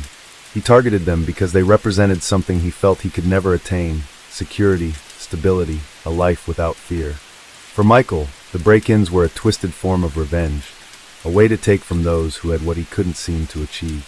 But as Sarah's investigation revealed, Michael's crimes were not just about stealing valuables. They were about asserting dominance. Each burglary seemed to be a challenge, an attempt to outsmart the police and prove his superiority. He was leaving clues, almost taunting investigators, as if daring them to catch him. There were moments when Michael seemed to be almost playing a game, reveling in the chaos he had caused. The case took another disturbing turn when Michael's name began to surface in connection with the disappearance of a local woman. Her name was Allison Green, a single mother who had recently moved to Kelowna to start a new life. She had been reported missing a few days after one of Michael's break-ins, and while there was no direct evidence linking him to her disappearance, Sarah couldn't ignore the possibility. The timing of her vanishing coincided with one of Michael's crimes, and the eerie similarities between her case and the pattern of his break-ins raised suspicion. Allison's disappearance added a new layer of urgency to the investigation. What had started as a string of robberies now seemed to be evolving into something far more serious. The possibility that Michael had escalated from theft to kidnapping was a chilling thought. Sarah knew that she had to move quickly before things took an even darker turn. Detective Bennett, along with her team, began to track down every lead they could find. They spoke to witnesses, reviewed security footage, and canvassed neighborhoods. They even went so far as to interview Michael's old acquaintances, hoping to learn more about his behavior and potential motives. It became clear that Michael had a history of avoiding detection. He was careful, methodical, and always one step ahead of the authorities. But Sarah wasn't about to give up. She knew that they were close to uncovering the truth, and that truth, as disturbing as it was, had to come to light. As the days turned into weeks, the pressure mounted. The residents of Kelowna, once confident in the safety of their city, were now gripped with fear. The case had become a topic of constant conversation in the community. People began to lock their doors at night, their sense of security shattered by the knowledge that someone in their midst was capable of such calculated cruelty. Michael, however, seemed to be slipping further into the shadows. It was as though he knew that the walls were closing in on him, but he had no intention of being caught. He continued his life as if nothing had changed, his daily routines unaffected by the growing investigation. It was as though the hunt itself fueled him, giving him a sense of purpose and excitement. But Sarah wasn't going to let him get away. As she reviewed the case files late one night, she made a breakthrough. She had noticed a small detail that had gone unnoticed by others, a pattern in Michael's behavior that was hiding in plain sight. The way he targeted certain neighborhoods, the way he left subtle clues at each crime scene, it all pointed to one thing. Michael was a man obsessed with control, and he needed to feel like he was the one in charge. This realization sent Sarah on a new trajectory. Instead of focusing solely on the physical evidence, she began to examine Michael's psychological profile more closely. She realized that the key to understanding his next move lay in his need for dominance, and if she could predict where he would strike next, they could finally catch him. As she and her team prepared for their next move, Sarah couldn't shake the feeling that Michael was watching them. His presence was like a shadow, looming just out of reach. But Sarah was determined to end the terror that had gripped Kelowna. She knew that Michael had to be stopped before he could do any more harm. The next few days were crucial. Detective Bennett and her team carefully planned their approach, studying Michael's patterns, his habits, and his weaknesses. They knew they were close, but as the investigation unfolded, they began to understand that catching Michael wasn't just about putting together the physical evidence. It was about getting inside his mind, understanding the darkness that drove him to commit such heinous acts. Michael Travers was not just a criminal. He was a man driven by a deep, unsettling need to feel in control. And as Sarah prepared for the final confrontation, she knew that she was about to face a man who would stop at nothing to avoid capture. The city of Kelowna had already been shaken to its core, but the real nightmare had only just begun. As Detective Sarah Bennett and her team gathered their information, each moment seemed to stretch on endlessly. They were close, but Michael Travers was a ghost, slipping through their grasp every time they thought they had him cornered. It wasn't just his cunning or the meticulousness of his planning. It was the way he had learned to manipulate his environment, to make himself invisible when it mattered most. The more Sarah looked at his history, the more it became apparent that Michael didn't just commit crimes, he lived within them. Crime was his art, and every act was a carefully crafted stroke on a dark canvas of control. The investigation had become a race against time. The longer Michael remained free, the more unpredictable his behavior became. Sarah could feel it in her gut, the unease, the tightening in her chest whenever she thought about Allison Green's disappearance. The chilling possibility that Michael was responsible haunted her thoughts. What had happened to her? Was she still alive? The questions gnawed at her, and with each passing day, they pushed her forward, urging her to find him. The pressure was mounting on Sarah and her team. The case had become a source of public obsession. News outlets were covering every detail, speculating on the motives behind Michael's crimes, painting him as a cold, calculating predator. In Kelowna, the normally peaceful town had become a place of fear. People were scared to leave their homes, unsure of whether they would return to find their lives torn apart. The paranoia seeped into every conversation, every glance shared between neighbors. The very streets that had once been familiar and safe now seemed foreign, tinged with uncertainty. At the local precinct, Detective Bennett sat late into the night, reviewing everything they had gathered on Michael. She was no longer just looking at his crimes. She was trying to see the man behind them, trying to understand his mind. His actions didn't follow a predictable pattern of a common criminal. It was more like he was playing a game, a dangerous, high-stakes game where the prize wasn't money or material wealth, but something far more elusive: control, dominance, and a warped sense of justice. As Sarah pieced together his history, it became evident that Michael had always been a loner. His relationships were strained, often non-existent. He never kept friends for long, often distancing himself from people who tried to get close. His childhood had left deep scars, and the absence of a father figure in his life had molded him into someone who trusted no one. His mother, unable to care for him properly, had left him to fend for himself. She had battled her own demons, and as a result, Michael had been forced to grow up quickly, adapting to an environment where survival was the only goal. The more Sarah learned about Michael's background, the more she understood his need to control. His upbringing had been a crucible, forging him into someone who sought power in the most unsettling of ways. It wasn't just about money or possessions. It was about stripping away the illusion of safety, of breaking into the lives of his victims, and proving that no one was untouchable. He wasn't just stealing objects, he was stealing the very essence of their security. Michael's crime spree wasn't confined to mere theft. It had become a sick form of self-validation. He wasn't trying to get rich. He was trying to prove something to himself. Each break-in, each burglary, was a statement, a declaration that he could invade the most sacred parts of others' lives and leave without a trace. It was as if the more elaborate his plans became, the more significant they were to him. His ego was entwined with his ability to outsmart law enforcement, to remain a step ahead in this twisted game of cat and mouse. It was when Sarah and her team began to focus more on Michael's patterns that they discovered a disturbing connection between the locations of his break-ins and the places where Allison Green had been seen before her disappearance. The subtle overlap was undeniable. Sarah's intuition told her that this wasn't a coincidence. Allison's disappearance had to be linked to Michael in some way. The question now was whether he had taken her willingly, or if something far darker had unfolded. In the days following, Sarah focused all of her efforts on trying to establish a direct connection between Michael and Allison's case. She began reviewing all of the surveillance footage available from the neighborhoods where Michael had struck and where Allison had been last seen. It was then that she uncovered something shocking. Footage from a nearby convenience store showed a man, whose profile resembled Michael's, walking in the same direction as Allison just hours before she vanished.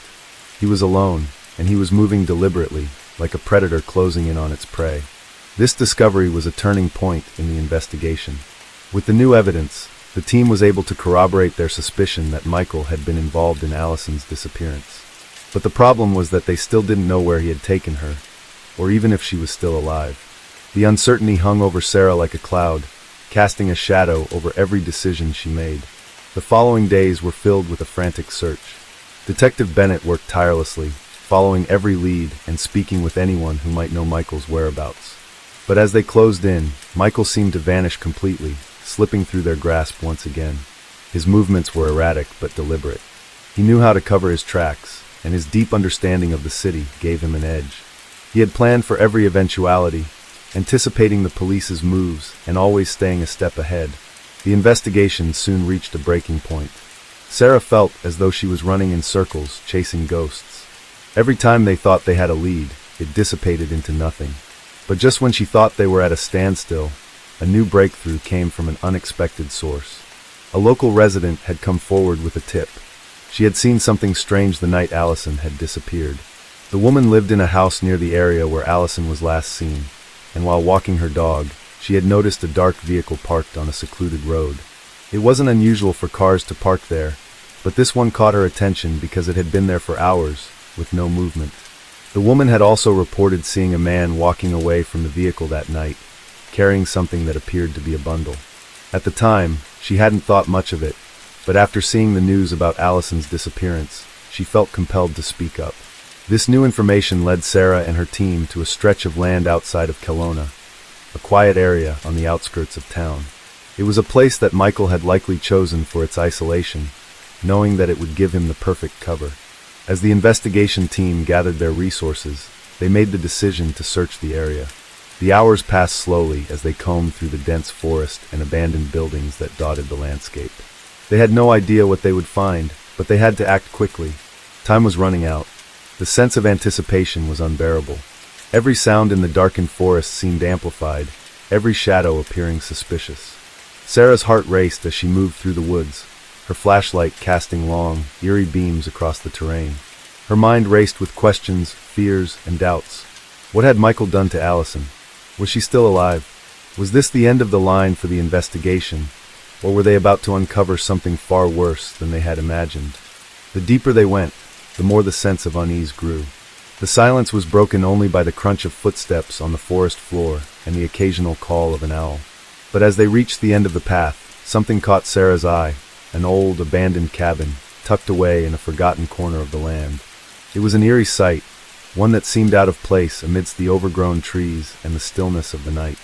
With no time to waste, Sarah motioned for her team to approach cautiously. They crept up to the cabin, their senses on high alert. The door was ajar, as if inviting them inside. Sarah's heart thudded in her chest as she pushed it open, revealing the dark interior. It was empty, except for the faint smell of decay that filled the air. The furniture was old, covered in dust, and there was no sign of a struggle. But as Sarah's eyes scanned the room, she froze. Something was wrong. On the floor, partially hidden beneath a torn rug, was a blood-stained piece of cloth. It was small, inconspicuous, but it sent a chill down Sarah's spine. The scene felt wrong, ominously wrong. As the team searched the cabin, they found more disturbing evidence. A stack of papers, crumpled and torn, contained cryptic notes and diagrams, plans that seemed to outline Michael's actions, detailing his crimes and his next moves. It was as if he had been meticulously documenting everything, leaving behind a trail of breadcrumbs for the investigators to follow. The discovery in the cabin would change everything.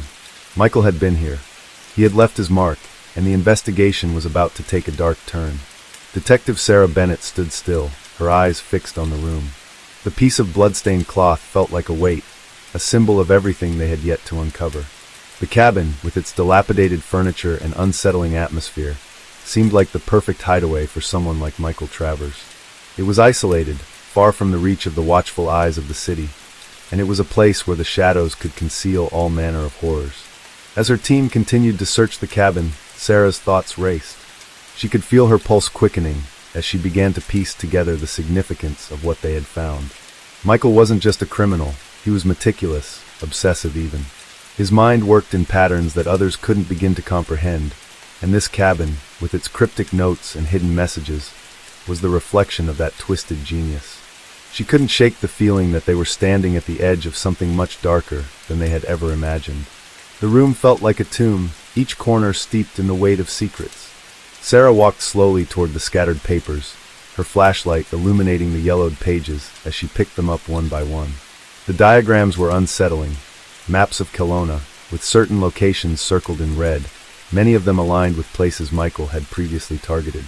But there was something new, something different this time.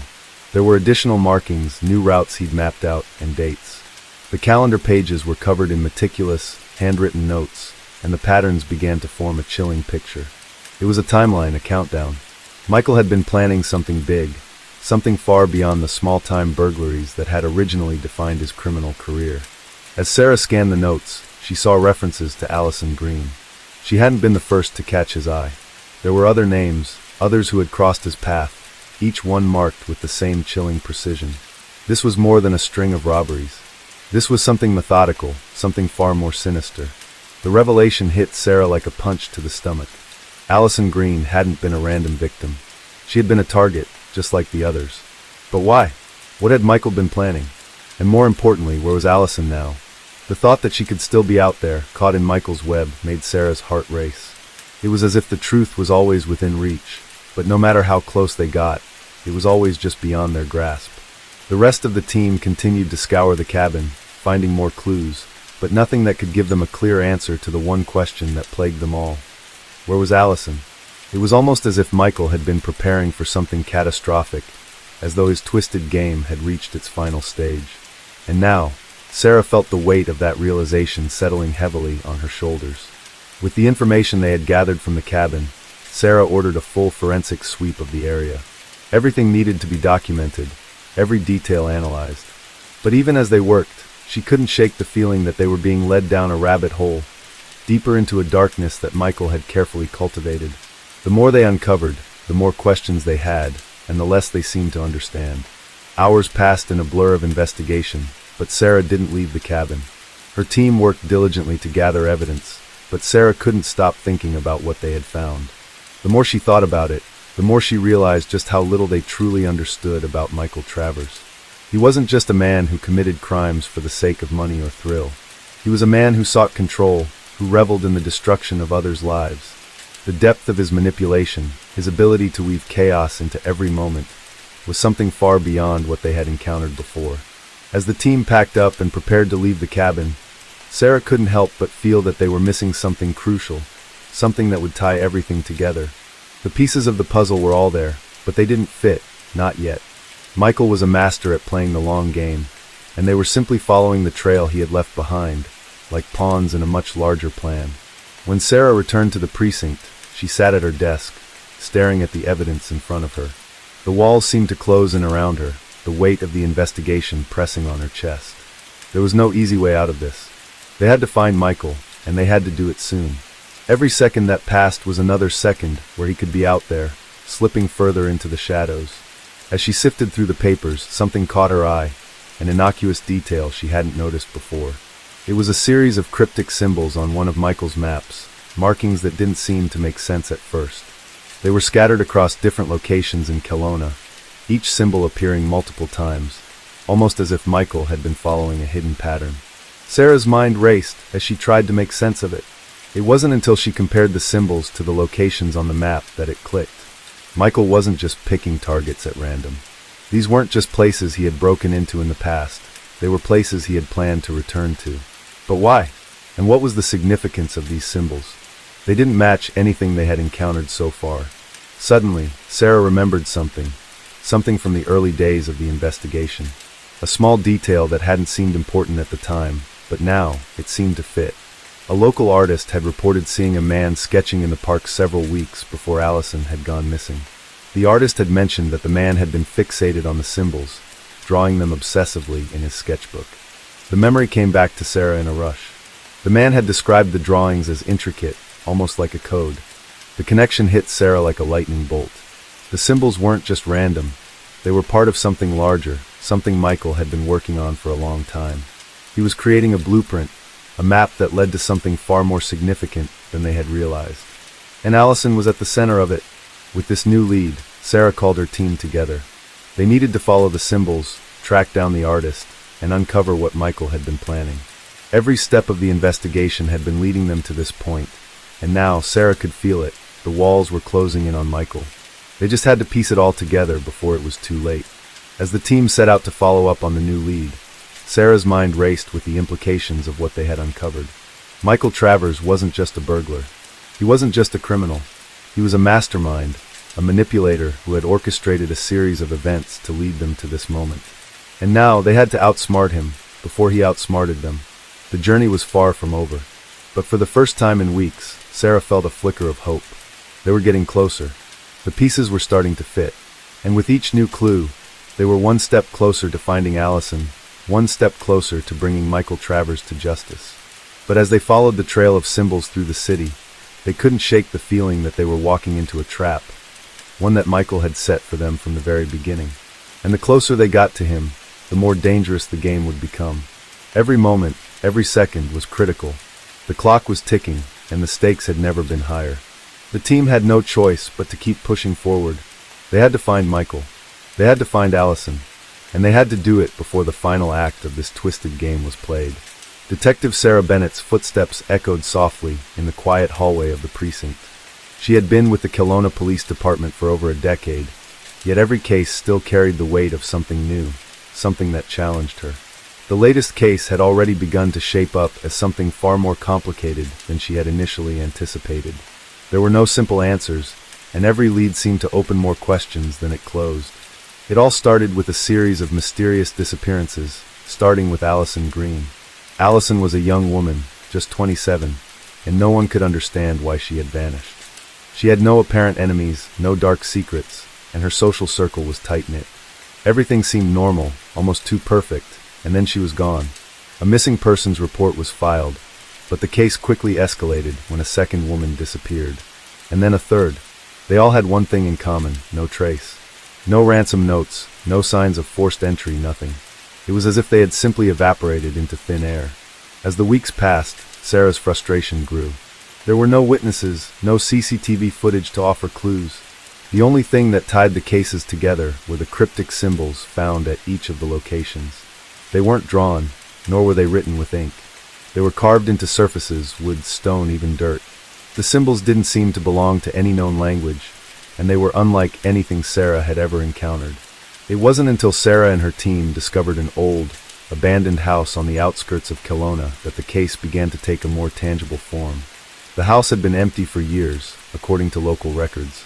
However, the inside told a different story. The front door was ajar, and the air inside was stale, heavy with dust. The rooms were dark, illuminated only by the dim beam of their flashlights. There was an eerie silence that filled the house, as if it were holding its breath. One of the officers, Detective Jordan Scott, was the first to spot the symbol etched into the wall. It was in a small room at the back of the house.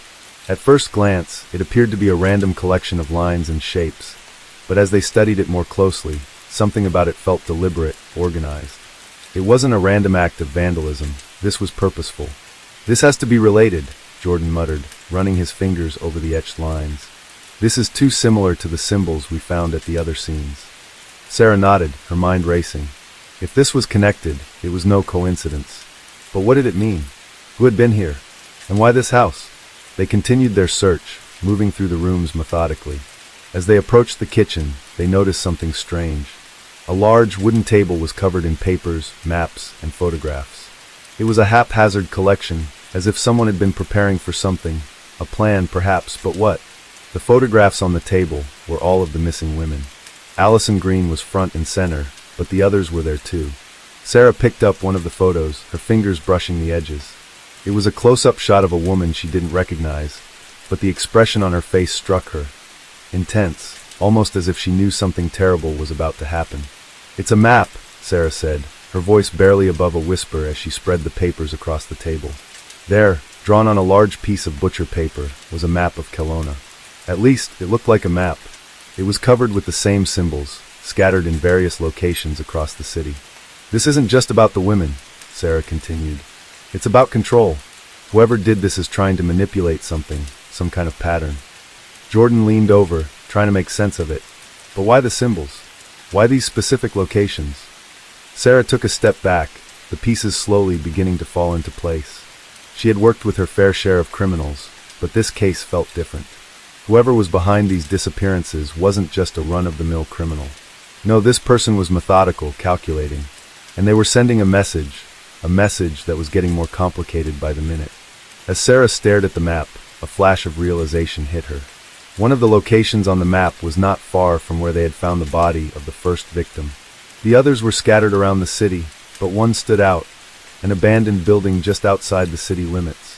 The place had been derelict for years, but it was a place that Sarah knew all too well. "That's it," she said, her voice firm. "This is where it's all leading. We need to get there now." The team packed up quickly, preparing to head out to the site. There was no time to waste. Every moment they delayed could cost them the breakthrough they so desperately needed. As they drove to the location, Sarah couldn't shake the nagging feeling that they were about to walk into something far darker than they had anticipated. The symbols, the photographs, the map, it all pointed to one thing. Whoever had orchestrated this was ready for them to come.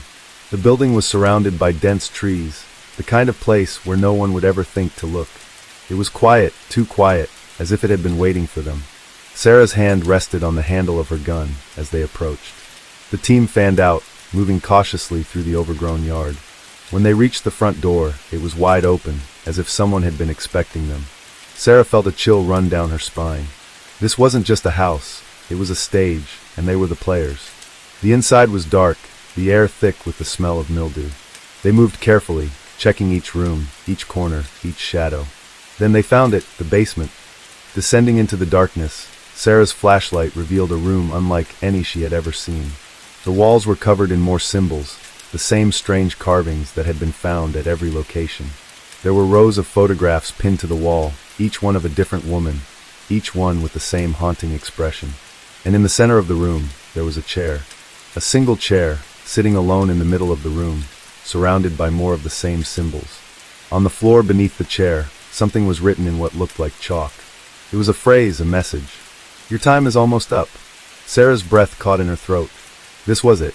They had found the final piece. The missing women were part of something much larger, a game. And they were the next targets. The message wasn't just for them, it was a warning. The team scrambled to take in the scene, photographing everything, taking notes, trying to make sense of the room. But Sarah could barely focus. Her mind was racing, her heart pounding in her chest. This wasn't just about finding the women anymore. It was about stopping whoever was behind this, before it was too late. The basement was eerily quiet, the silence hanging like a heavy curtain in the air. Sarah's breath seemed louder than usual as she took in the cryptic message scrawled beneath the chair. The chalk markings, though faint, still seemed to burn into her mind. The words were clear. "Your time is almost up." Her pulse quickened. It was clear now. This wasn't just about the women who had disappeared. This was a deliberate game, a twisted series of moves and counter-moves, with the lives of the victims dangling precariously in the balance. "Get everyone down here," she whispered to Jordan, who had been by her side since the beginning of this investigation. He nodded, turning to the others, and soon the room was filled with the rest of the team, their footsteps echoing in the space, their flashlights dancing off the walls, illuminating the grotesque symbols that marked every surface. Detective Bennett's mind raced as she reviewed the events in her head. The map, the symbols, the photographs, everything was connected. It was only a matter of time before they connected the dots and figured out who was behind all of this. But something still gnawed at her, a lingering sense that they were missing something important, something key to the puzzle. "Sarah," Jordan said softly, drawing her out of her thoughts. "What do we do now?" Her eyes flicked to the symbols, to the chalk writing. "We need to get back to the city, look through everything again. We missed something, there's something more to this." Her voice was steady, but inside, her gut twisted. Time was running out, and whoever was behind this was still one step ahead. The drive back to the precinct felt like a blur. The team worked tirelessly, revisiting every lead, re-examining every piece of evidence. They found nothing new at first, just the same symbols repeated in different places. But it was then that something hit Sarah. A faint memory surfaced, a report she had seen early in the investigation. It was about a local man who had once been part of a small, obscure religious cult that had disbanded years ago. The name was James Fletcher. The cult had once been known for its extreme, secretive practices, often marked by strange rituals and cryptic symbols. Sarah recalled that the cult had been investigated for several years before it was broken up. Most of its members had disappeared into the background of society, their whereabouts unknown. Fletcher, however, had been one of the more vocal members before they were disbanded. He had always been a quiet presence, but the lingering memory of his name was enough to cause a spark of recognition. "Fletcher," Sarah murmured aloud, her eyes narrowing in thought. He could be the link. The more they dug into Fletcher's past, the clearer the picture became. He had been quiet for years, blending into society, a nondescript man with no criminal record to speak of. But there were rumors, whispers of strange gatherings in the woods, and reports of people going missing years ago, back when the cult was active. Could it be that Fletcher had never truly left the life he had known? That perhaps he had started his own twisted version of it in secret, with the ultimate goal of building his own dark following? With the new information, Sarah made the call. They needed to find Fletcher and bring him in before he could do any more harm. The search didn't take long. After a few hours of combing through public records and reaching out to old acquaintances, they found him living in a small, unassuming house on the edge of town, far enough away that no one would have thought twice about it. When they arrived, Sarah's heart skipped a beat. The house was exactly what she had imagined, a broken-down structure, hidden behind tall trees and thick foliage. It was eerily quiet. No lights in the windows, no sign of life. The team moved quickly but cautiously. They approached the house from all sides, ready for whatever they might find inside.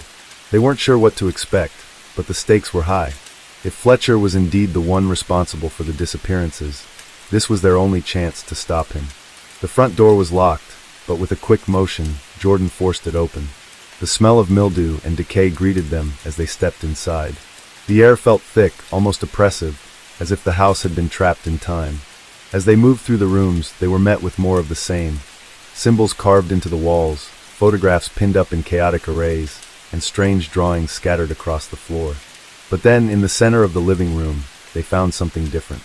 It was a large wooden box, the kind that you would expect to find in an old attic, covered in dust and cobwebs.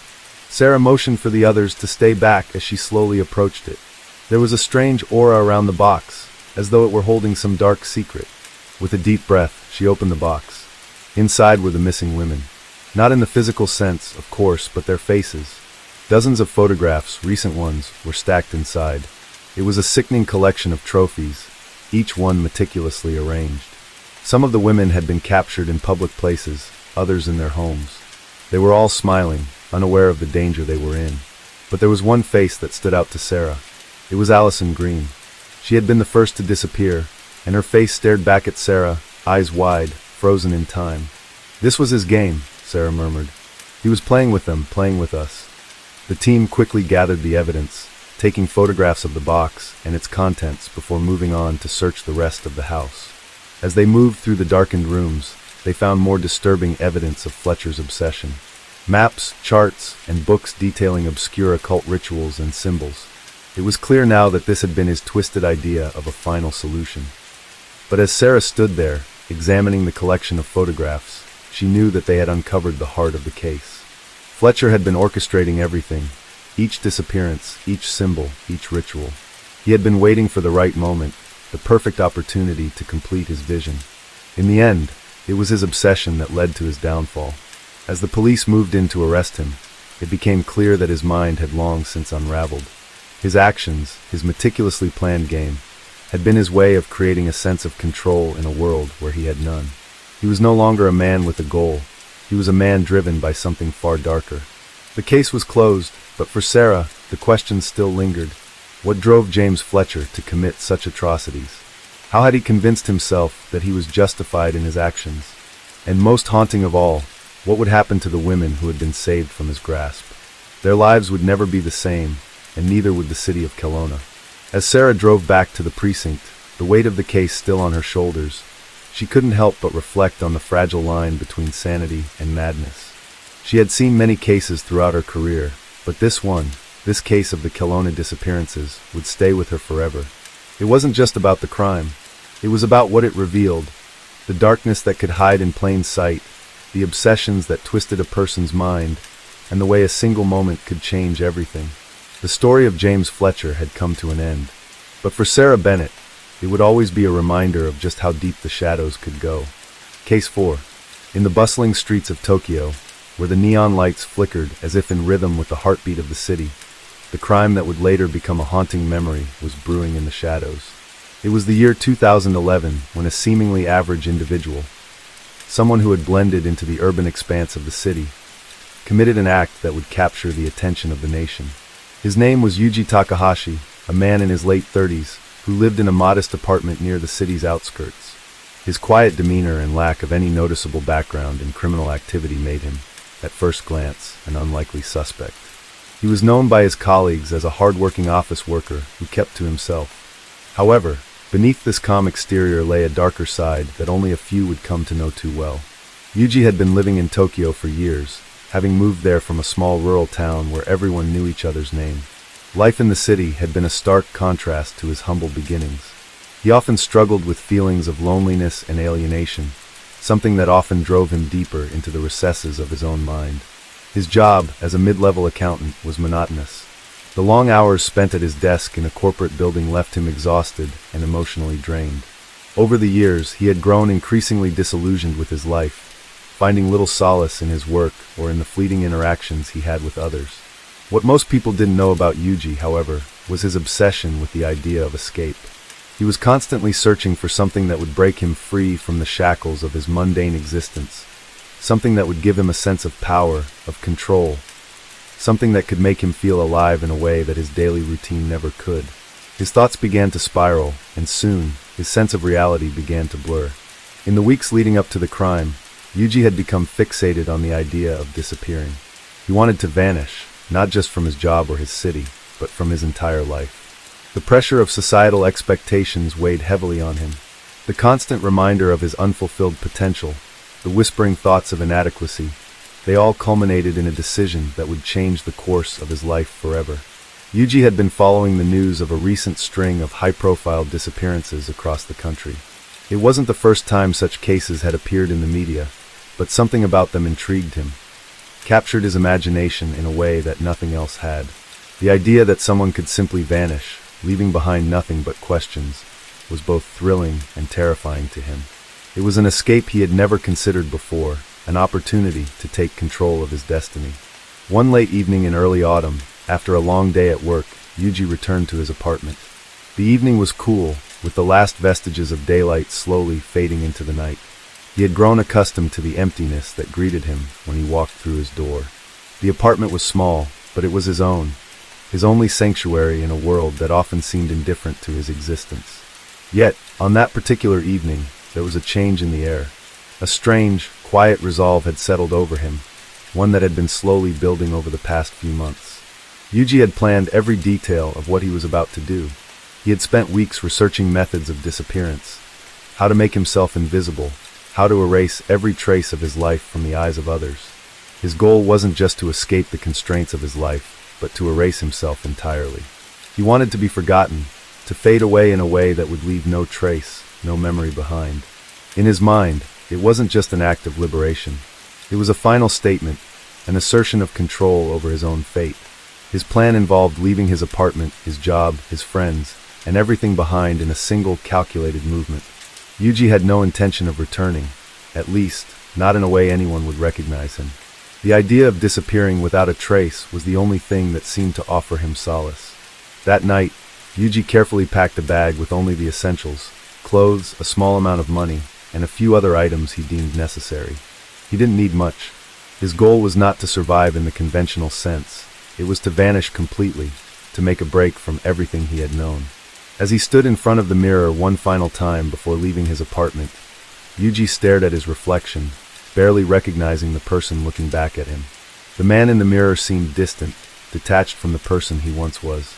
His thoughts turned inward, and for a brief moment, he wondered what his life might have been like if he had chosen a different path. But that thought was fleeting, easily pushed aside by the overwhelming desire to escape. Yuji stepped out of his apartment, locking the door behind him. He didn't look back. The streets of Tokyo were as bustling as ever, the night alive with the sounds of cars honking, people chatting in cafes, and the distant hum of trains speeding by.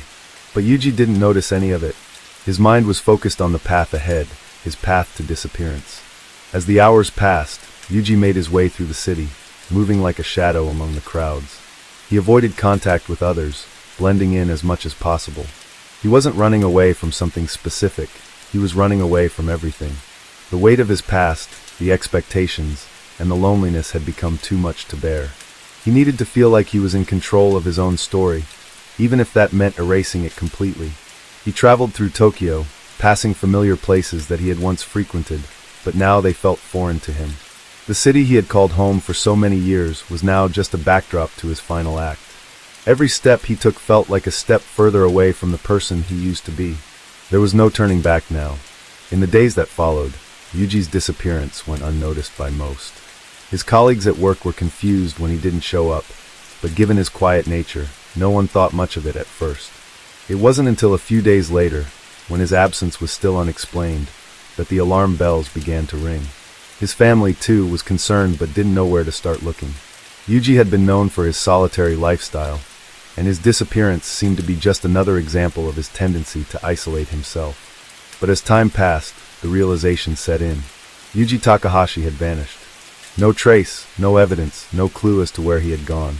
And so a search began, a search that would stretch across the country, spanning multiple cities and involving local police forces. But no matter how hard they looked, there was no sign of him. Yuji's disappearance would later be discussed in the media as a case of a man who had seemingly slipped through the cracks of society. The press speculated on the reasons behind his sudden disappearance. Was it a result of his mental state? Did he leave voluntarily, or had something sinister happened? In the end, the mystery of Yuji Takahashi's disappearance would remain unsolved, a lingering question in the minds of those who knew him. For Yuji, though, the story was far from over.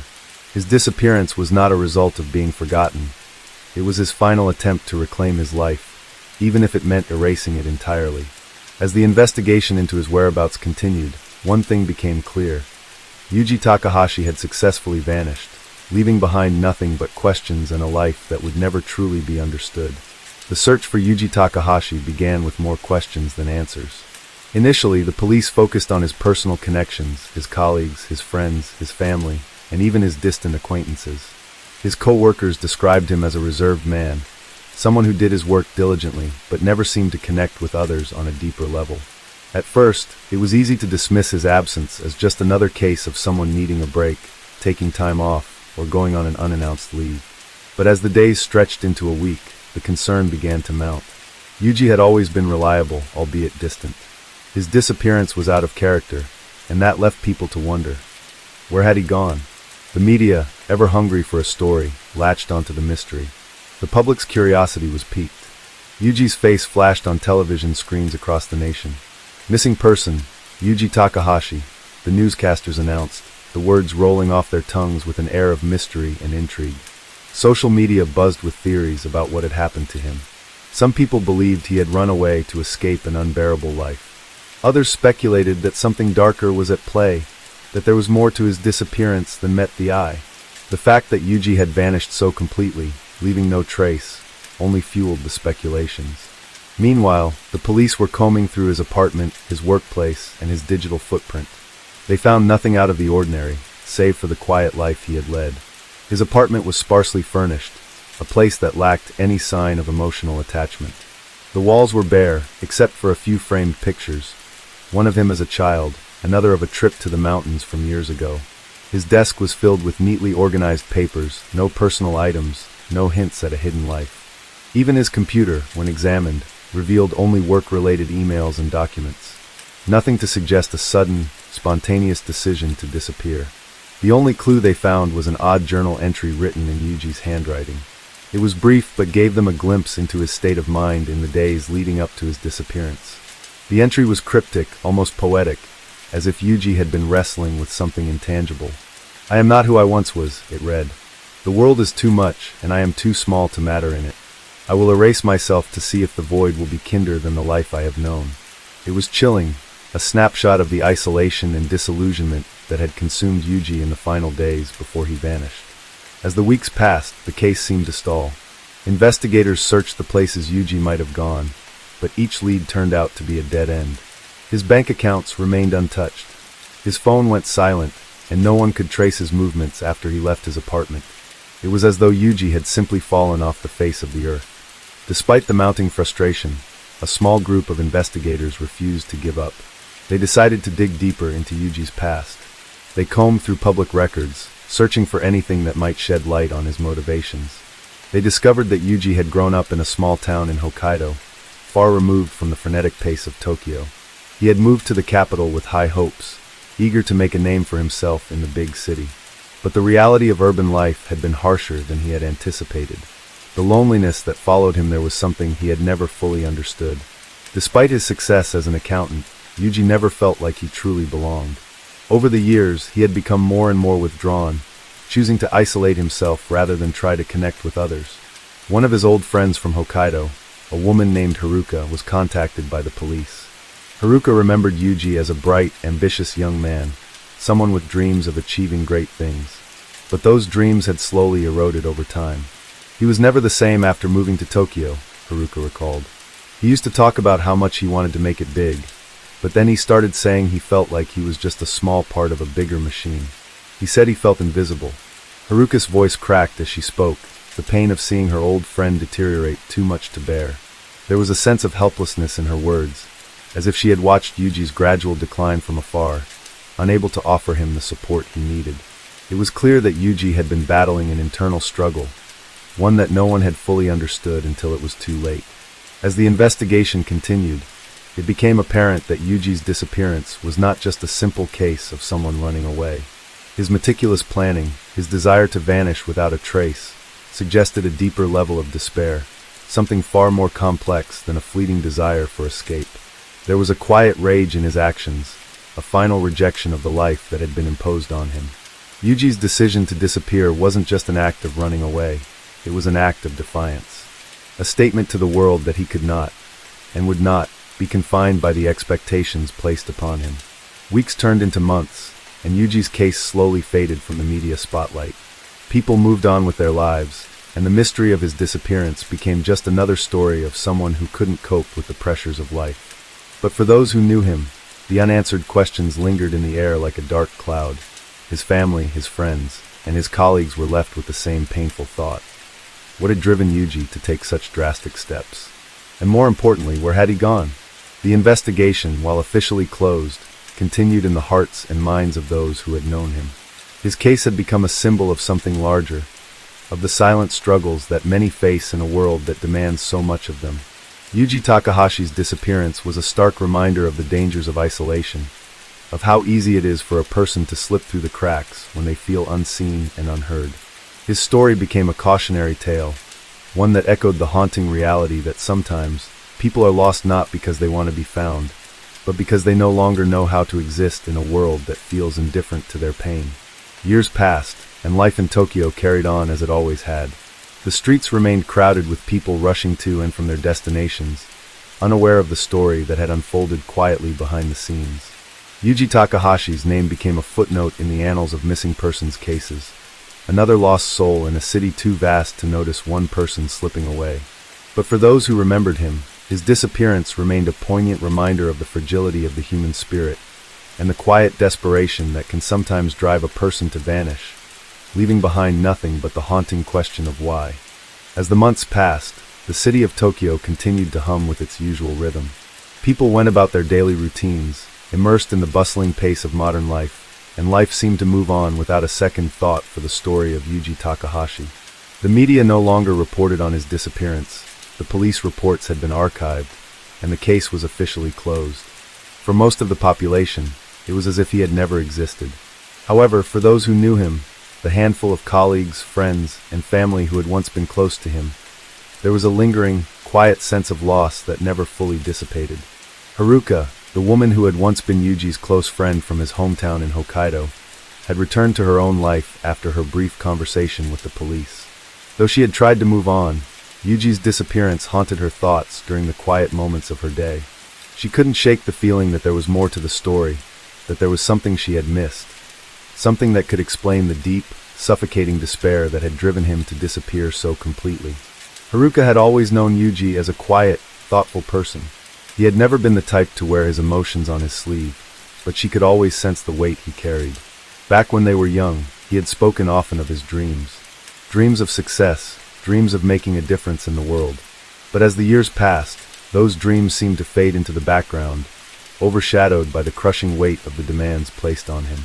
He had changed, and the Yuji she had known had been replaced by someone who seemed more distant, more withdrawn, almost as if he had given up on himself.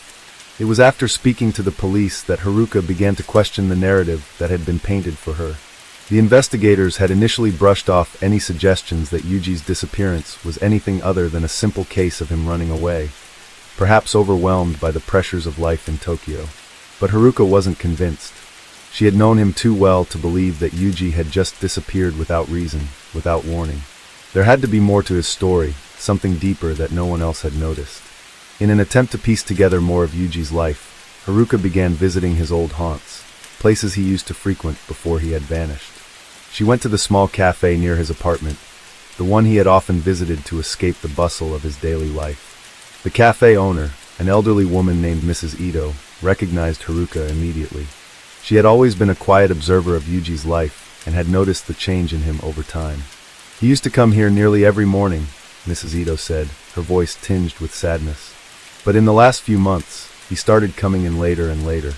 And when he did come in, he didn't say much. Just a coffee and a quick glance at the newspaper. He stopped talking about his work, about his life. It was like he had shut himself off from the world. Haruka listened intently, the pieces of the puzzle beginning to come together in her mind. She had always suspected that Yuji had been struggling with something, but hearing Mrs. Ito's account confirmed her fears. Something had changed within him. His outward demeanor had shifted, but he had never shared with anyone what was really happening inside his mind. His silence had become a barrier, one that kept people at arm's length. Mrs. Ito continued, her voice softening with concern. He started to seem like he was just going through the motions, you know. like a person trapped in a life they didn't choose but couldn't escape. And then one day, he didn't come in at all. I haven't seen him since. Haruka felt a pang of guilt. Had she missed the signs too? Had she been too caught up in her own life to notice how deeply Yuji had been struggling? She thought back to their conversations, the ones they had shared before he had left for Tokyo. He had been so full of ambition, so eager to make something of himself. He had talked about the future with such hope. But somewhere along the way, that hope had been extinguished, replaced by something darker, something unspoken. It was then that Haruka made a decision. She couldn't let Yuji's disappearance remain just another unsolved mystery. She would keep searching, even if it meant uncovering things that no one else was willing to see. She would find the truth, no matter how painful it might be. Her investigation led her to a place she hadn't expected, a quiet, out-of-the-way bookstore tucked between two larger buildings. The bookstore was small and unassuming, its shelves lined with books of every genre imaginable. Haruka had never noticed it before, but something about it caught her attention. There was an old, weathered sign in the window that read, "Books for the Lost." It seemed oddly fitting, like a place for people who had wandered off course in their lives. Inside the bookstore, the musty smell of old paper filled the air. Haruka walked slowly through the aisles, her fingers brushing against the spines of the books as she passed. The store was almost empty, save for a few customers browsing quietly. At the back of the store, an elderly man stood behind the counter, his glasses perched on the end of his nose as he carefully examined a book. When Haruka approached the counter, the man looked up and gave her a small, knowing smile. "Can I help you with something, miss?" "I'm looking for something," Haruka said softly, her voice hesitant. "A book that might help me understand someone. A friend who's missing." The man's expression shifted, a flicker of recognition crossing his face. "I think I have just the thing," he said. He turned and walked down one of the aisles, pulling a dusty book from the shelf. It was an old, leather-bound volume, its cover cracked with age. "This is a rare book," the man explained as he handed it to Haruka. "It's about the human condition, about the way we cope with the pressures of life, about the inner struggles that no one ever sees. It's not for everyone, but I think it might be what you're looking for." Haruka took the book, her fingers trembling slightly as she flipped it open. The pages were filled with deep philosophical musings, psychological insights, and stories of people who had disappeared from society. People who had vanished without a trace, much like Yuji. As she read, Haruka began to understand something she had never fully grasped before. The book spoke about the overwhelming weight of isolation, about how a person could lose themselves in the suffocating pressure of a world that demands so much. It talked about the moments when someone reaches their breaking point, when they no longer feel like they belong, and the only way to find peace is to disappear. Haruka's heart sank as she read. The book wasn't just a collection of stories. It was a reflection of Yuji's own internal battle. It was as if this book had been written for him, for the quiet man who had never asked for help, who had never shown anyone the depth of his pain. Haruka closed the book with a heavy sigh, her mind reeling with the realization that Yuji had been fighting battles that no one had ever seen. Her search was far from over, but this was the first piece of the puzzle she had found, an understanding of the inner turmoil that had led Yuji to disappear. And as Haruka left the bookstore, a newfound resolve filled her. She would continue to search for Yuji, not just as a missing person, but as someone who had been lost in a world too large to comprehend. As Haruka walked away from the bookstore, the streets of Tokyo felt a little more alive than they had just moments before. Her mind raced with the implications of what she had learned. The book had opened a new door, one she hadn't expected. Yuji's disappearance seemed to make more sense now, not in the way she had initially feared, but in a way that was both tragic and deeply human. She had always known that he had been struggling, but this was the first time she truly understood the depth of that struggle. The crowded streets, the neon signs, the rush of people moving in every direction, it all seemed to blur as Haruka's thoughts continued to swirl. She had come to Tokyo to find answers, but in that small, dusty bookstore, she had found something far more significant. She had discovered a piece of Yuji's soul, a glimpse into his world of silence and sorrow. And with that understanding came the painful realization that she might never fully understand what had driven him to leave. As she made her way back to her apartment, Haruka couldn't shake the feeling that she was on the verge of uncovering something bigger. Yuji's life, though seemingly insignificant to the outside world, had been one of quiet significance to those who truly knew him. She had once heard him say that he felt like he was a cog in the machine of society, one small part of a vast system, that didn't care if he succeeded or failed. Maybe that was true for all of them. Perhaps for everyone who had ever struggled to find their place in a world that constantly demanded more. The journey of searching for Yuji was no longer about simply finding him. It was about understanding what had happened, not just to him, but to so many others who felt just as he did. People who had slipped through the cracks of society, unnoticed and unheard. In some ways, Haruka was beginning to understand that this search was not only for Yuji, but for all of them. The people who had fallen silent in the face of overwhelming pressure. The ones who had lost themselves in the chaos of the world around them. Haruka spent the next few weeks following a trail of small leads, each one leading her further into the complexities of Yuji's life. She contacted old acquaintances, some of whom were more than willing to talk, and others who seemed reluctant to bring up his name. Every conversation left her with more questions than answers, and yet, there was a sense of urgency growing within her. Yuji's absence wasn't just a mystery. It was a reflection of a deeper, more troubling issue that was affecting the lives of so many people in the city. One evening, while reviewing some old messages Yuji had sent to her, Haruka came across a strange email. It was an encrypted message, one she hadn't seen before. She clicked on the file and waited as it decrypted. When the message finally appeared, it was brief but cryptic. Yuji had written, "I'm sorry for everything. It's not what you think, but it's too late now. I'll find peace where no one can reach me. Please understand." Haruka stared at the screen, feeling a wave of sadness and confusion wash over her. The words were both a farewell and a confession. It was clear that Yuji had been wrestling with something far beyond the surface of his everyday life. The line, "It's not what you think," stood out to her the most. What had he meant? What had he been hiding? And why had he felt the need to run, to disappear completely? With the email in hand, Haruka reached out to the police once again, hoping that they might be able to trace the origins of the message. But the response she received was far from what she had hoped for. The officer on the other end of the line sounded tired, almost dismissive. "We've been over this already, Miss Sato. There's nothing more we can do. His case was closed months ago. You need to let it go." The words stung, but Haruka didn't let them deter her. She had come too far to stop now. She wasn't about to give up on Yuji, not when she was so close to understanding what had happened.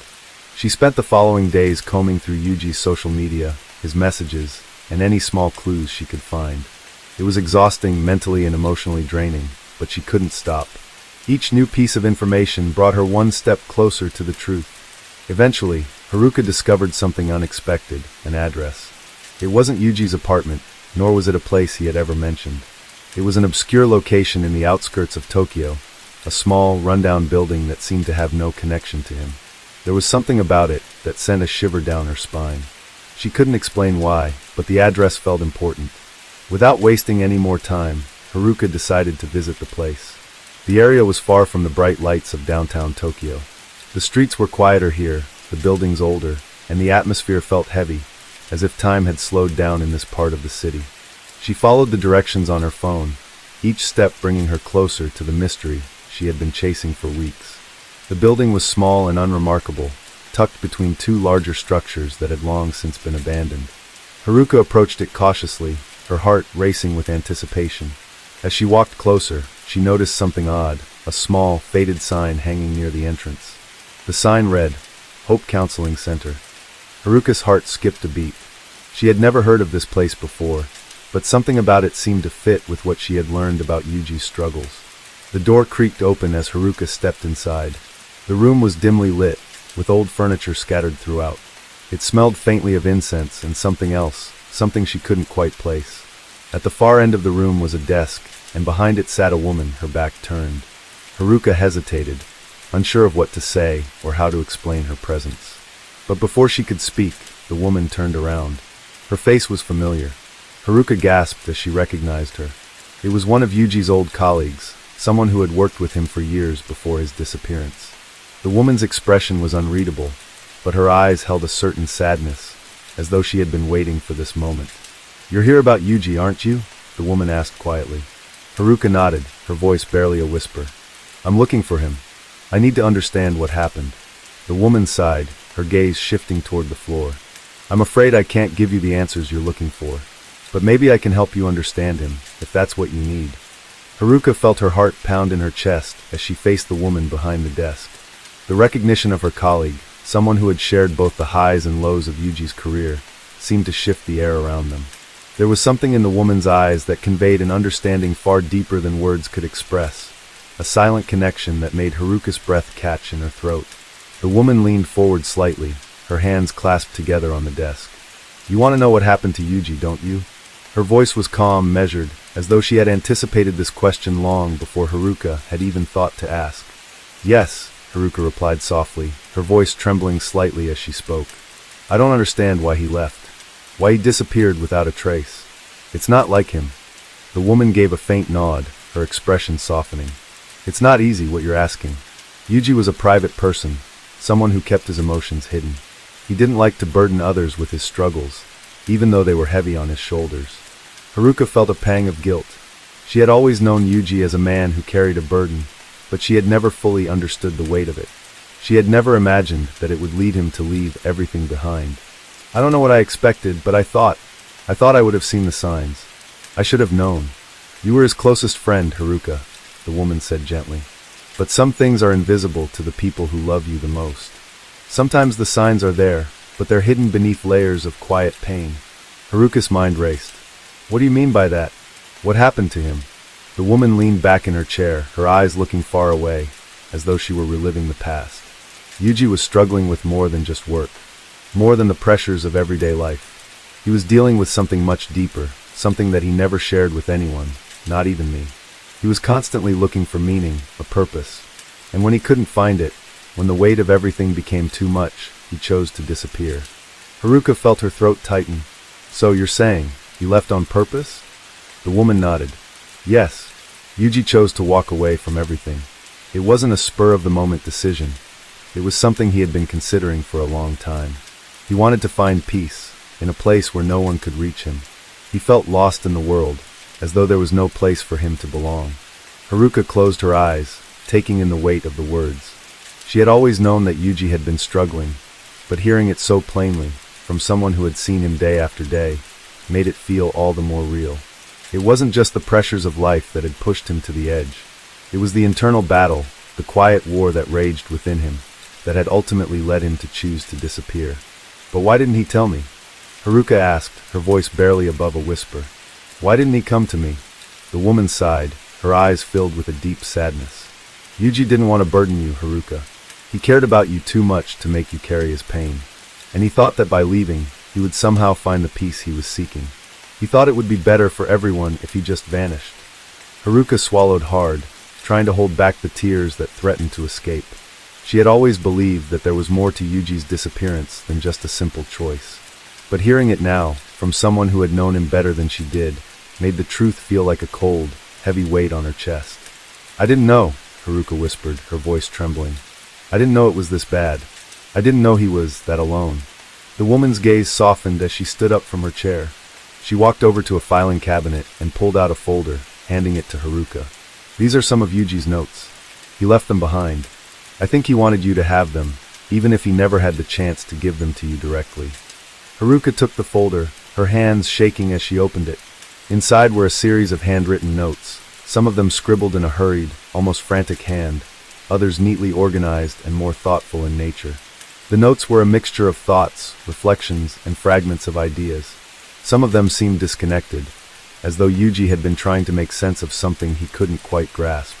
Others were filled with passages that seemed to suggest he had been seeking a sense of purpose, a reason to continue.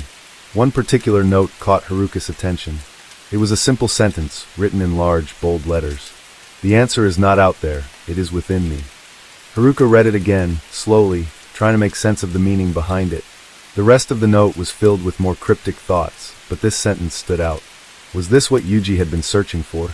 Had he been trying to find something within himself, something he couldn't put into words? Had he been looking for peace in a world that made no sense to him? As Haruka read on, she found other notes that spoke of his struggle with his own identity, his place in the world, and his overwhelming sense of disconnection. It was clear that Yuji had been going through something that no one had understood, not even Haruka. But these notes, these fragments of his soul, offered a glimpse into the turmoil he had been facing. "I never knew he felt this way," Haruka said softly, almost to herself. "I thought I knew him, but there was so much I didn't understand." The woman behind the desk nodded. None of us truly knew the full extent of what he was dealing with. He kept it hidden, even from those closest to him. But these notes, they show us a side of him that we never got to see. Haruka closed the folder, feeling the weight of the words pressing down on her chest. "I need to find him," she said, more to herself than to anyone else. "I need to know where he went. I need to tell him that I understand now, that I never wanted him to feel this alone." The woman watched her, her expression unreadable. "I can't tell you where he is, Haruka. I wish I could, but I don't know. Yuji made his choice. And I think deep down he wanted it that way. He wanted to be at peace, even if it meant cutting ties with the people who cared about him." Haruka stood up, the folder still in her hands. "Thank you," she said, her voice thick with emotion. "Thank you for telling me what you know." The woman nodded, offering a small, sad smile. "I hope you find the peace you're looking for, Haruka. And I hope you find Yuji, if that's what you need." Haruka turned and walked toward the door, her mind racing with 1,000 thoughts. She had come to this place looking for answers, but what she had found was something far deeper. Something that spoke to the heart of her own fears and uncertainties. Yuji's struggle, his search for meaning, had been something he had fought alone. But now, Haruka understood that she wasn't alone either. She had the strength to face her own questions, to search for her own answers, just as Yuji had. As she stepped out into the cold night air, Haruka made a silent vow to herself. She would keep searching, not just for Yuji, but for the truth, whatever that truth might be. And she would carry the lessons she had learned from this journey with her, forever changed by the understanding of what it truly means to search for peace. Case 5. In the vibrant city of Sydney, Australia, there are moments when the shadows of crime creep through the bustling streets. While the city's beauty and charm captivate many, there exists a side seldom seen, where the consequences of unlawful acts echo through its corridors. The case I'm about to unfold takes us into the world of a criminal whose actions were far from ordinary. This is a story not often told in the public eye, a tale of deception, manipulation, and betrayal that left the city reeling. The name of the perpetrator is Daniel Russo.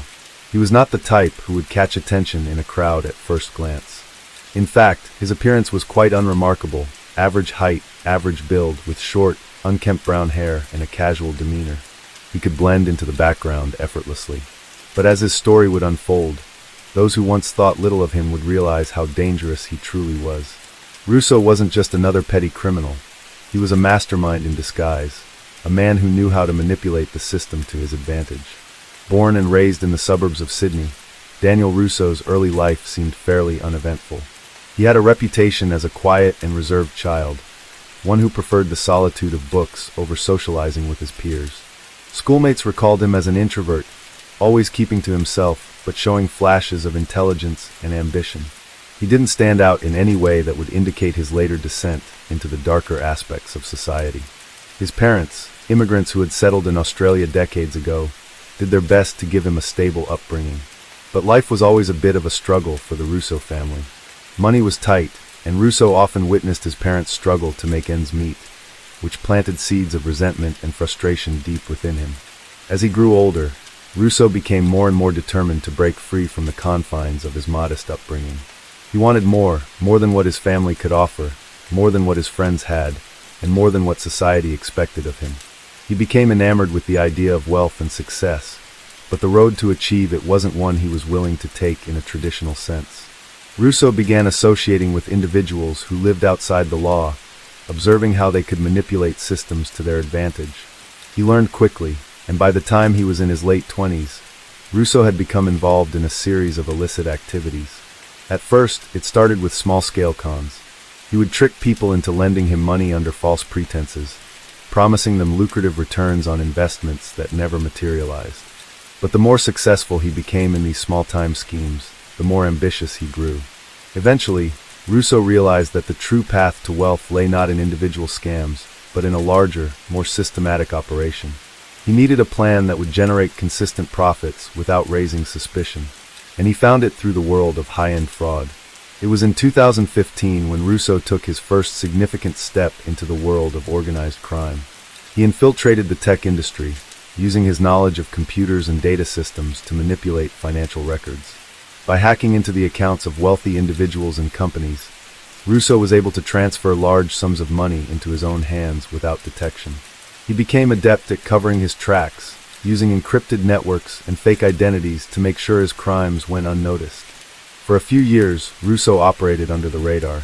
He lived a life of luxury, buying expensive cars, clothing, and property. He kept a low profile, never drawing attention to himself. He spent his time frequenting high-end restaurants, mingling with Sydney's elite, all the while knowing that his success came at the expense of others' hard-earned money. His life, on the surface, seemed perfect, until the day everything came crashing down. In early 2019, Russo made a critical mistake. As he continued his operations, he began to grow more arrogant, convinced that he was untouchable. He grew careless with his digital footprints and became involved in a high-profile scam that targeted several influential figures in the business world. It was a sophisticated scheme involving the manipulation of stock market information, insider trading, and fraudulent financial reports. Russo thought he could control the entire situation, but it didn't take long for law enforcement agencies to take notice. The first indication that Russo's operation was at risk came when one of his accomplices was arrested during a routine financial investigation. The authorities were beginning to piece together a larger picture of what had been happening, and it wasn't long before they zeroed in on Russo. As the investigation unfolded, it became clear that Russo's network was far more extensive than anyone had initially anticipated. His ability to stay under the radar for so long had allowed him to build a web of criminal activity that spanned not just across Sydney, but the entire country. By the time the authorities had gathered enough evidence to make an arrest, Russo had already disappeared. He went into hiding, changing his appearance, cutting ties with old associates, and using false identities to evade capture. But as the months went by, the net closed in on him. In the end, it wasn't his criminal genius that led to his downfall, but his own vanity and carelessness. He had underestimated the power of the system he had worked so hard to manipulate. Russo was eventually tracked down in late 2020, living under an assumed name in a small town outside of Sydney. His arrest was swift, and the investigation into his criminal activities revealed the full extent of his operations. By the time he was apprehended, Russo had stolen millions of dollars, leaving a trail of victims in his wake. The financial institutions, business moguls, and everyday individuals he had targeted were left to pick up the pieces of their shattered lives. The case sent shockwaves through Sydney and beyond. How had someone like Daniel Russo, a man who seemed so ordinary, been able to operate such a sophisticated and far-reaching criminal empire for so long? The answer lay in his ability to manipulate and deceive, to blend into the background while pulling the strings behind the scenes. Russo was, in many ways, a symbol of the darker side of ambition, the lengths one could go to when driven by greed and the desire for wealth. As the trial approached, the city of Sydney watched closely, eager to see the consequences of Russo's actions. The story of his rise and fall became a cautionary tale, one that warned of the dangers of unchecked ambition and the inevitable consequences of living a life built on lies. In the end, Daniel Russo's story was a stark reminder that no matter how carefully a criminal may plan, there is always a reckoning waiting on the horizon. And for those who think they can outsmart the system forever, the truth is often just around the corner. Daniel Russo's fall was not an easy one. The man who had once believed himself to be invincible, the master of deception and manipulation, was now faced with the consequences of his actions. As he sat in the back of the police van, handcuffed and silent, a wave of realization washed over him. It was over. The life of luxury, the fast cars, the endless parties, all of it had come crashing down in a single moment.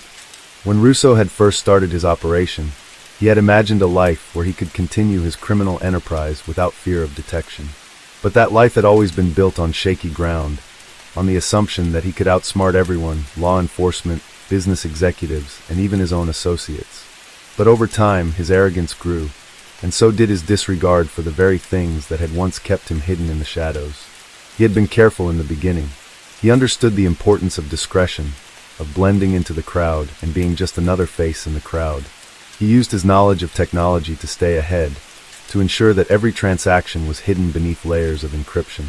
He had spent hours upon hours perfecting his craft, studying the intricacies of digital security, and learning how to cover his tracks so thoroughly that even the most skilled investigators would find it impossible to trace him. But with each success, Russo grew bolder, more confident in his abilities. He began taking greater risks, expanding his operations to involve more people, more money, and more complex schemes. It was no longer enough to simply defraud individuals here and there. He wanted to change the game entirely. He He wanted to control entire financial markets, manipulate stock prices, and create a vast empire built on nothing but lies and deceit. He had been careful at first, but then came the greed. As he expanded his network of contacts and associates, he began to make bigger deals, securing partnerships with high-ranking businessmen and influential individuals. Russo had an uncanny ability to win people over with his charm, convincing them that his plans would lead to untold riches. He could speak their language, play on their desires, and make them believe that he was their ticket to unimaginable wealth. But behind closed doors, Russo was always playing a different game. He would provide false financial statements, manipulate stock prices, and create fake investments that promised huge returns but delivered nothing. He was a puppet master, pulling the strings of everyone around him while he remained in the shadows, unseen and unnoticed. His ability to play the game was unparalleled, and for years, it seemed as though nothing could stop him. However, as the days turned into months, and the months into years, cracks began to appear in his carefully constructed empire. The more money he made, the more he wanted. And the more he wanted, the more he pushed the boundaries of what was possible. The people he worked with began to get suspicious. They began asking questions, demanding answers, and soon Russo's network started to fray at the edges. It was during one of these moments, when Russo had made a critical misstep, that things began to unravel. One of his associates, a man named Marcus, had become increasingly uneasy with the way things were going. Marcus had been with Russo since the early days, helping him launder money and cover up the fraudulent transactions. But he had always been more cautious than Russo, less willing to take risks, and the more he saw of Russo's reckless behavior, the more he began to question their operations. One day, Marcus discovered something that would change everything. He found a trail of discrepancies in the financial records, small at first, but enough to raise alarm bells. It wasn't just the missing money. It was the growing suspicion that someone was getting sloppy. Marcus knew that if the wrong person found out, everything could come crashing down. But instead of confronting Russo, he made a fateful decision. He went to the authorities. The investigation into Russo's activities began quietly at first. The authorities had no concrete evidence, but the whispers began to spread. The banks, the corporations, the businesses that had been affected by Russo's scheme started to notice the irregularities. It was only a matter of time before the truth began to surface. As the investigation grew, so did the pressure on Russo. He began to feel the heat closing in on him, but he was determined to escape. He had always been able to outsmart those around him, and he believed that, with a little time, he could disappear and start over somewhere else. But as the walls began to close in, he realized that he couldn't run forever. The truth was catching up with him, and there was nowhere left to hide. Russo's downfall came in the most unexpected of ways. The very thing that had kept him safe for so long, the digital world, was also the thing that ultimately betrayed him. As he scrambled to erase his traces, to delete every file and destroy every record, he made one critical error.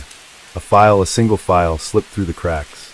It was this file that would become the key to unraveling his entire operation. The authorities managed to recover it during a routine sweep of his computers, and inside, they found everything they needed. The financial records, the names of his accomplices, the details of the fraudulent transactions. It was all there, neatly documented and organized. In that moment, Daniel Russo knew it was over. He had been caught. The trial that followed was one of the most highly publicized in Sydney's history. News outlets from all over the country covered the case, eager to share the story of the man who had manipulated the system for so long. The courtroom was filled with reporters, lawyers, and spectators, all eager to witness the fall of the man who had once believed himself untouchable. Russo sat in the dock, his once confident demeanor replaced by a look of resignation. His lawyer, a well-known defense attorney, argued that Russo had been coerced into his actions, that he had been forced to participate in the scheme by powerful individuals beyond his control. But no one was buying it. The evidence against him was overwhelming, and the public was not sympathetic to his plight. As the trial progressed, the full extent of Russo's crimes became clear. He had stolen millions of dollars from unsuspecting victims, leaving them financially ruined and emotionally shattered. Business executives, middle-class families, and even elderly retirees had fallen victim to his schemes. Many of them had lost their life savings, their dreams of a better future shattered by the actions of one man. In the end, Russo was convicted on multiple charges of fraud, money laundering, and conspiracy. He was sentenced to a lengthy prison term, but even as the sentence was handed down, Russo seemed unfazed. He had lived a life of privilege and excess for so long that the reality of his situation didn't seem to hit him until later. He was no longer the master of his own fate. He was just another prisoner, waiting for the day when his name would be forgotten. The impact of Russo's crimes was far-reaching. His actions had shaken the foundations of the financial world, and many of his victims struggled to rebuild their lives. Some had lost everything, while others had been forced to start over from scratch. It was a harsh reminder of how easily the systems that people rely on can be manipulated by those with the right knowledge and the right tools. As for Russo, he spent his days in prison, reflecting on the life he had lived and the choices he had made. He had once believed that he was in control, that he could bend the world to his will. But in the end, it was the world that had controlled him. His greed, his arrogance, and his disregard for the well-being of others had led him down a path from which there was no return. The case of Daniel Russo serves as a chilling reminder of the lengths to which some people will go in pursuit of wealth and power. It shows the dangers of unchecked ambition, of a mindset that believes rules don't apply to them. In the end, it was not his criminal genius that led to his downfall, but his own sense of invincibility and his inability to recognize that even the most carefully laid plans can crumble when the truth is exposed. Daniel Russo's life in prison was a far cry from the luxurious existence he had once enjoyed. Gone were the days of high-end suits, fine dining, and private jets. Instead, he found himself in a stark, concrete cell with little more than a cot and a toilet. The silence of his new world was deafening. The constant hum of fluorescent lights overhead, the occasional clang of metal doors opening and closing, and the muffled voices of other inmates filled the air. It was a far cry from the fast-paced, high-stakes world he had once thrived in. At first, Daniel had struggled with the reality of his situation. He had spent so many years living in a bubble of comfort and power, insulated from the consequences of his actions. Now those actions had caught up with him, and there was no escaping the consequences. In the beginning, he had raged against the injustice of it all. He blamed the system, the people who had betrayed him, the investigators who had exposed his empire. But as the weeks turned into months and the months into years, his anger began to subside, replaced by a quiet resignation. The walls of his cell felt like they were closing in on him. He spent his days pacing, lost in thought, trying to come to terms with the life he had destroyed. The once confident and charismatic man who had manipulated people with ease now found himself at the mercy of a system that was indifferent to his past achievements. His wealth and influence had once shielded him from the consequences of his actions, but now they were meaningless. As Daniel reflected on his life, he began to see the cracks in the facade he had built. He had always told himself that he was playing the long game, that his schemes were necessary for survival in a world that was inherently unfair. But as he thought about the lives he had ruined, the families he had destroyed, the businesses he had wrecked, he realized the truth. He had been nothing more than a selfish man driven by greed, blinded by his own ambition. The empire he had built had been constructed on the backs of innocent people, and now those people were left to pick up the pieces of their shattered lives. One of the things that haunted Daniel the most was the impact his actions had on his family. He had always been careful to keep his personal life separate from his criminal activities, but now, in the quiet of his prison cell, he couldn't escape the thought of his wife, Anna, and their 2 children. He had built a life for them, provided for them, and yet he had destroyed that life with his own hands. Anna had stood by him for years, supporting him through thick and thin, and now she was left to deal with the fallout from his actions. Daniel remembered the day he had been arrested, the look of disbelief on Anna's face as the police took him away. She had always known there were things he wasn't telling her, but she had never imagined that her husband could be involved in something so devastating. The pain in her eyes still lingered in Daniel's mind. He had hurt her, and he couldn't undo that. He had destroyed the family he had worked so hard to build. In prison, Daniel was left to grapple with the consequences of his choices. He had no one to blame but himself. His wealth, his power, his connections, they had all been meaningless in the face of the law. As the days turned into weeks, he began to understand the true nature of his downfall. It wasn't the police, the investigators, or even his associates who had betrayed him. It was his own arrogance, his own sense of invincibility, that had led him to believe he could outsmart the system forever. During the early years of his sentence, Daniel tried to maintain a sense of dignity. He kept his head down, followed the rules, and did what he could to stay out of trouble. But it wasn't long before he realized that prison wasn't the place for someone like him. He had been used to controlling every aspect of his life, but in prison, he was just another inmate. The power he had once held was gone, replaced by the harsh realities of life behind bars.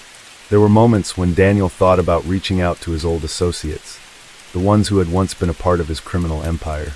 He wondered if they were still active, still operating in the shadows, still profiting from the schemes he had set in motion. But those thoughts were fleeting. The people he had once trusted were long gone, and he had burned every bridge that might have led to a way out. No one cared about him now. The days blurred together as Daniel settled into a routine. He spent most of his time reading, trying to fill the void left by the lack of stimulation and excitement. He had always been a voracious reader, using books as a way to escape the pressures of his own mind. But now, in prison, those books became a way for him to confront the reality of his life. He read about crime, about the justice system, about redemption, and in doing so, he began to understand the magnitude of what he had done. Daniel had always believed that people like him were above the law, that they could manipulate the system to their advantage. But prison had taught him otherwise. The law was not something that could be ignored or bent to one's will. It was an unyielding force, and no matter how clever or powerful someone might be, they could not escape its reach forever. Daniel had spent years thinking he was invincible, but now he understood that no one was above the law. As the years passed, Daniel began to change. He started to reflect on the choices he had made, the people he had hurt, and the damage he had caused. He had been consumed by greed, blinded by ambition, and now he was paying the price for it. The person he had been was gone, replaced by someone who had learned the hard way that there were consequences for every action. But as Daniel looked back on his life, he also realized that he couldn't change the past. The people he had wronged would never be able to undo the damage he had caused, and his family would never be able to return to the life they had once known. But there was one thing he could do. He could start to make amends. It wasn't much, but it was something. And so, he began the slow, painful process of trying to make things right. Daniel's path to redemption would not be easy. The damage he had caused was far-reaching, and it would take more than just a few good deeds to undo the harm he had done. But he was determined to try. He knew that he could never fully repay the people he had hurt, but he could start by taking responsibility for his actions and working to make a positive impact, no matter how small. Over time, Daniel began to earn the respect of some of the other inmates.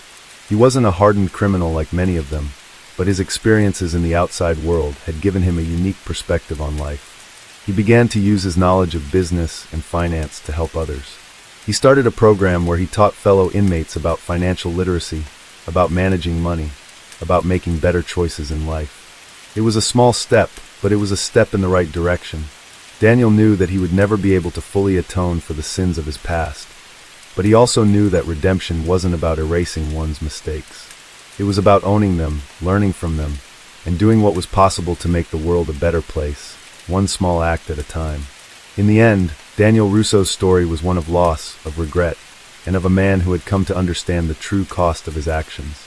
His empire, once vast and unshakable, had crumbled. His wealth, once the envy of the world, had become meaningless. And yet, in the quiet solitude of his prison cell, Daniel found something that had eluded him for much of his life: peace. It wasn't the peace of wealth or power, but the peace that comes from accepting responsibility and doing what one can to make things right. And for the first time in years, Daniel Russo felt a flicker of hope that maybe, just maybe, he could begin to rebuild the life he had destroyed.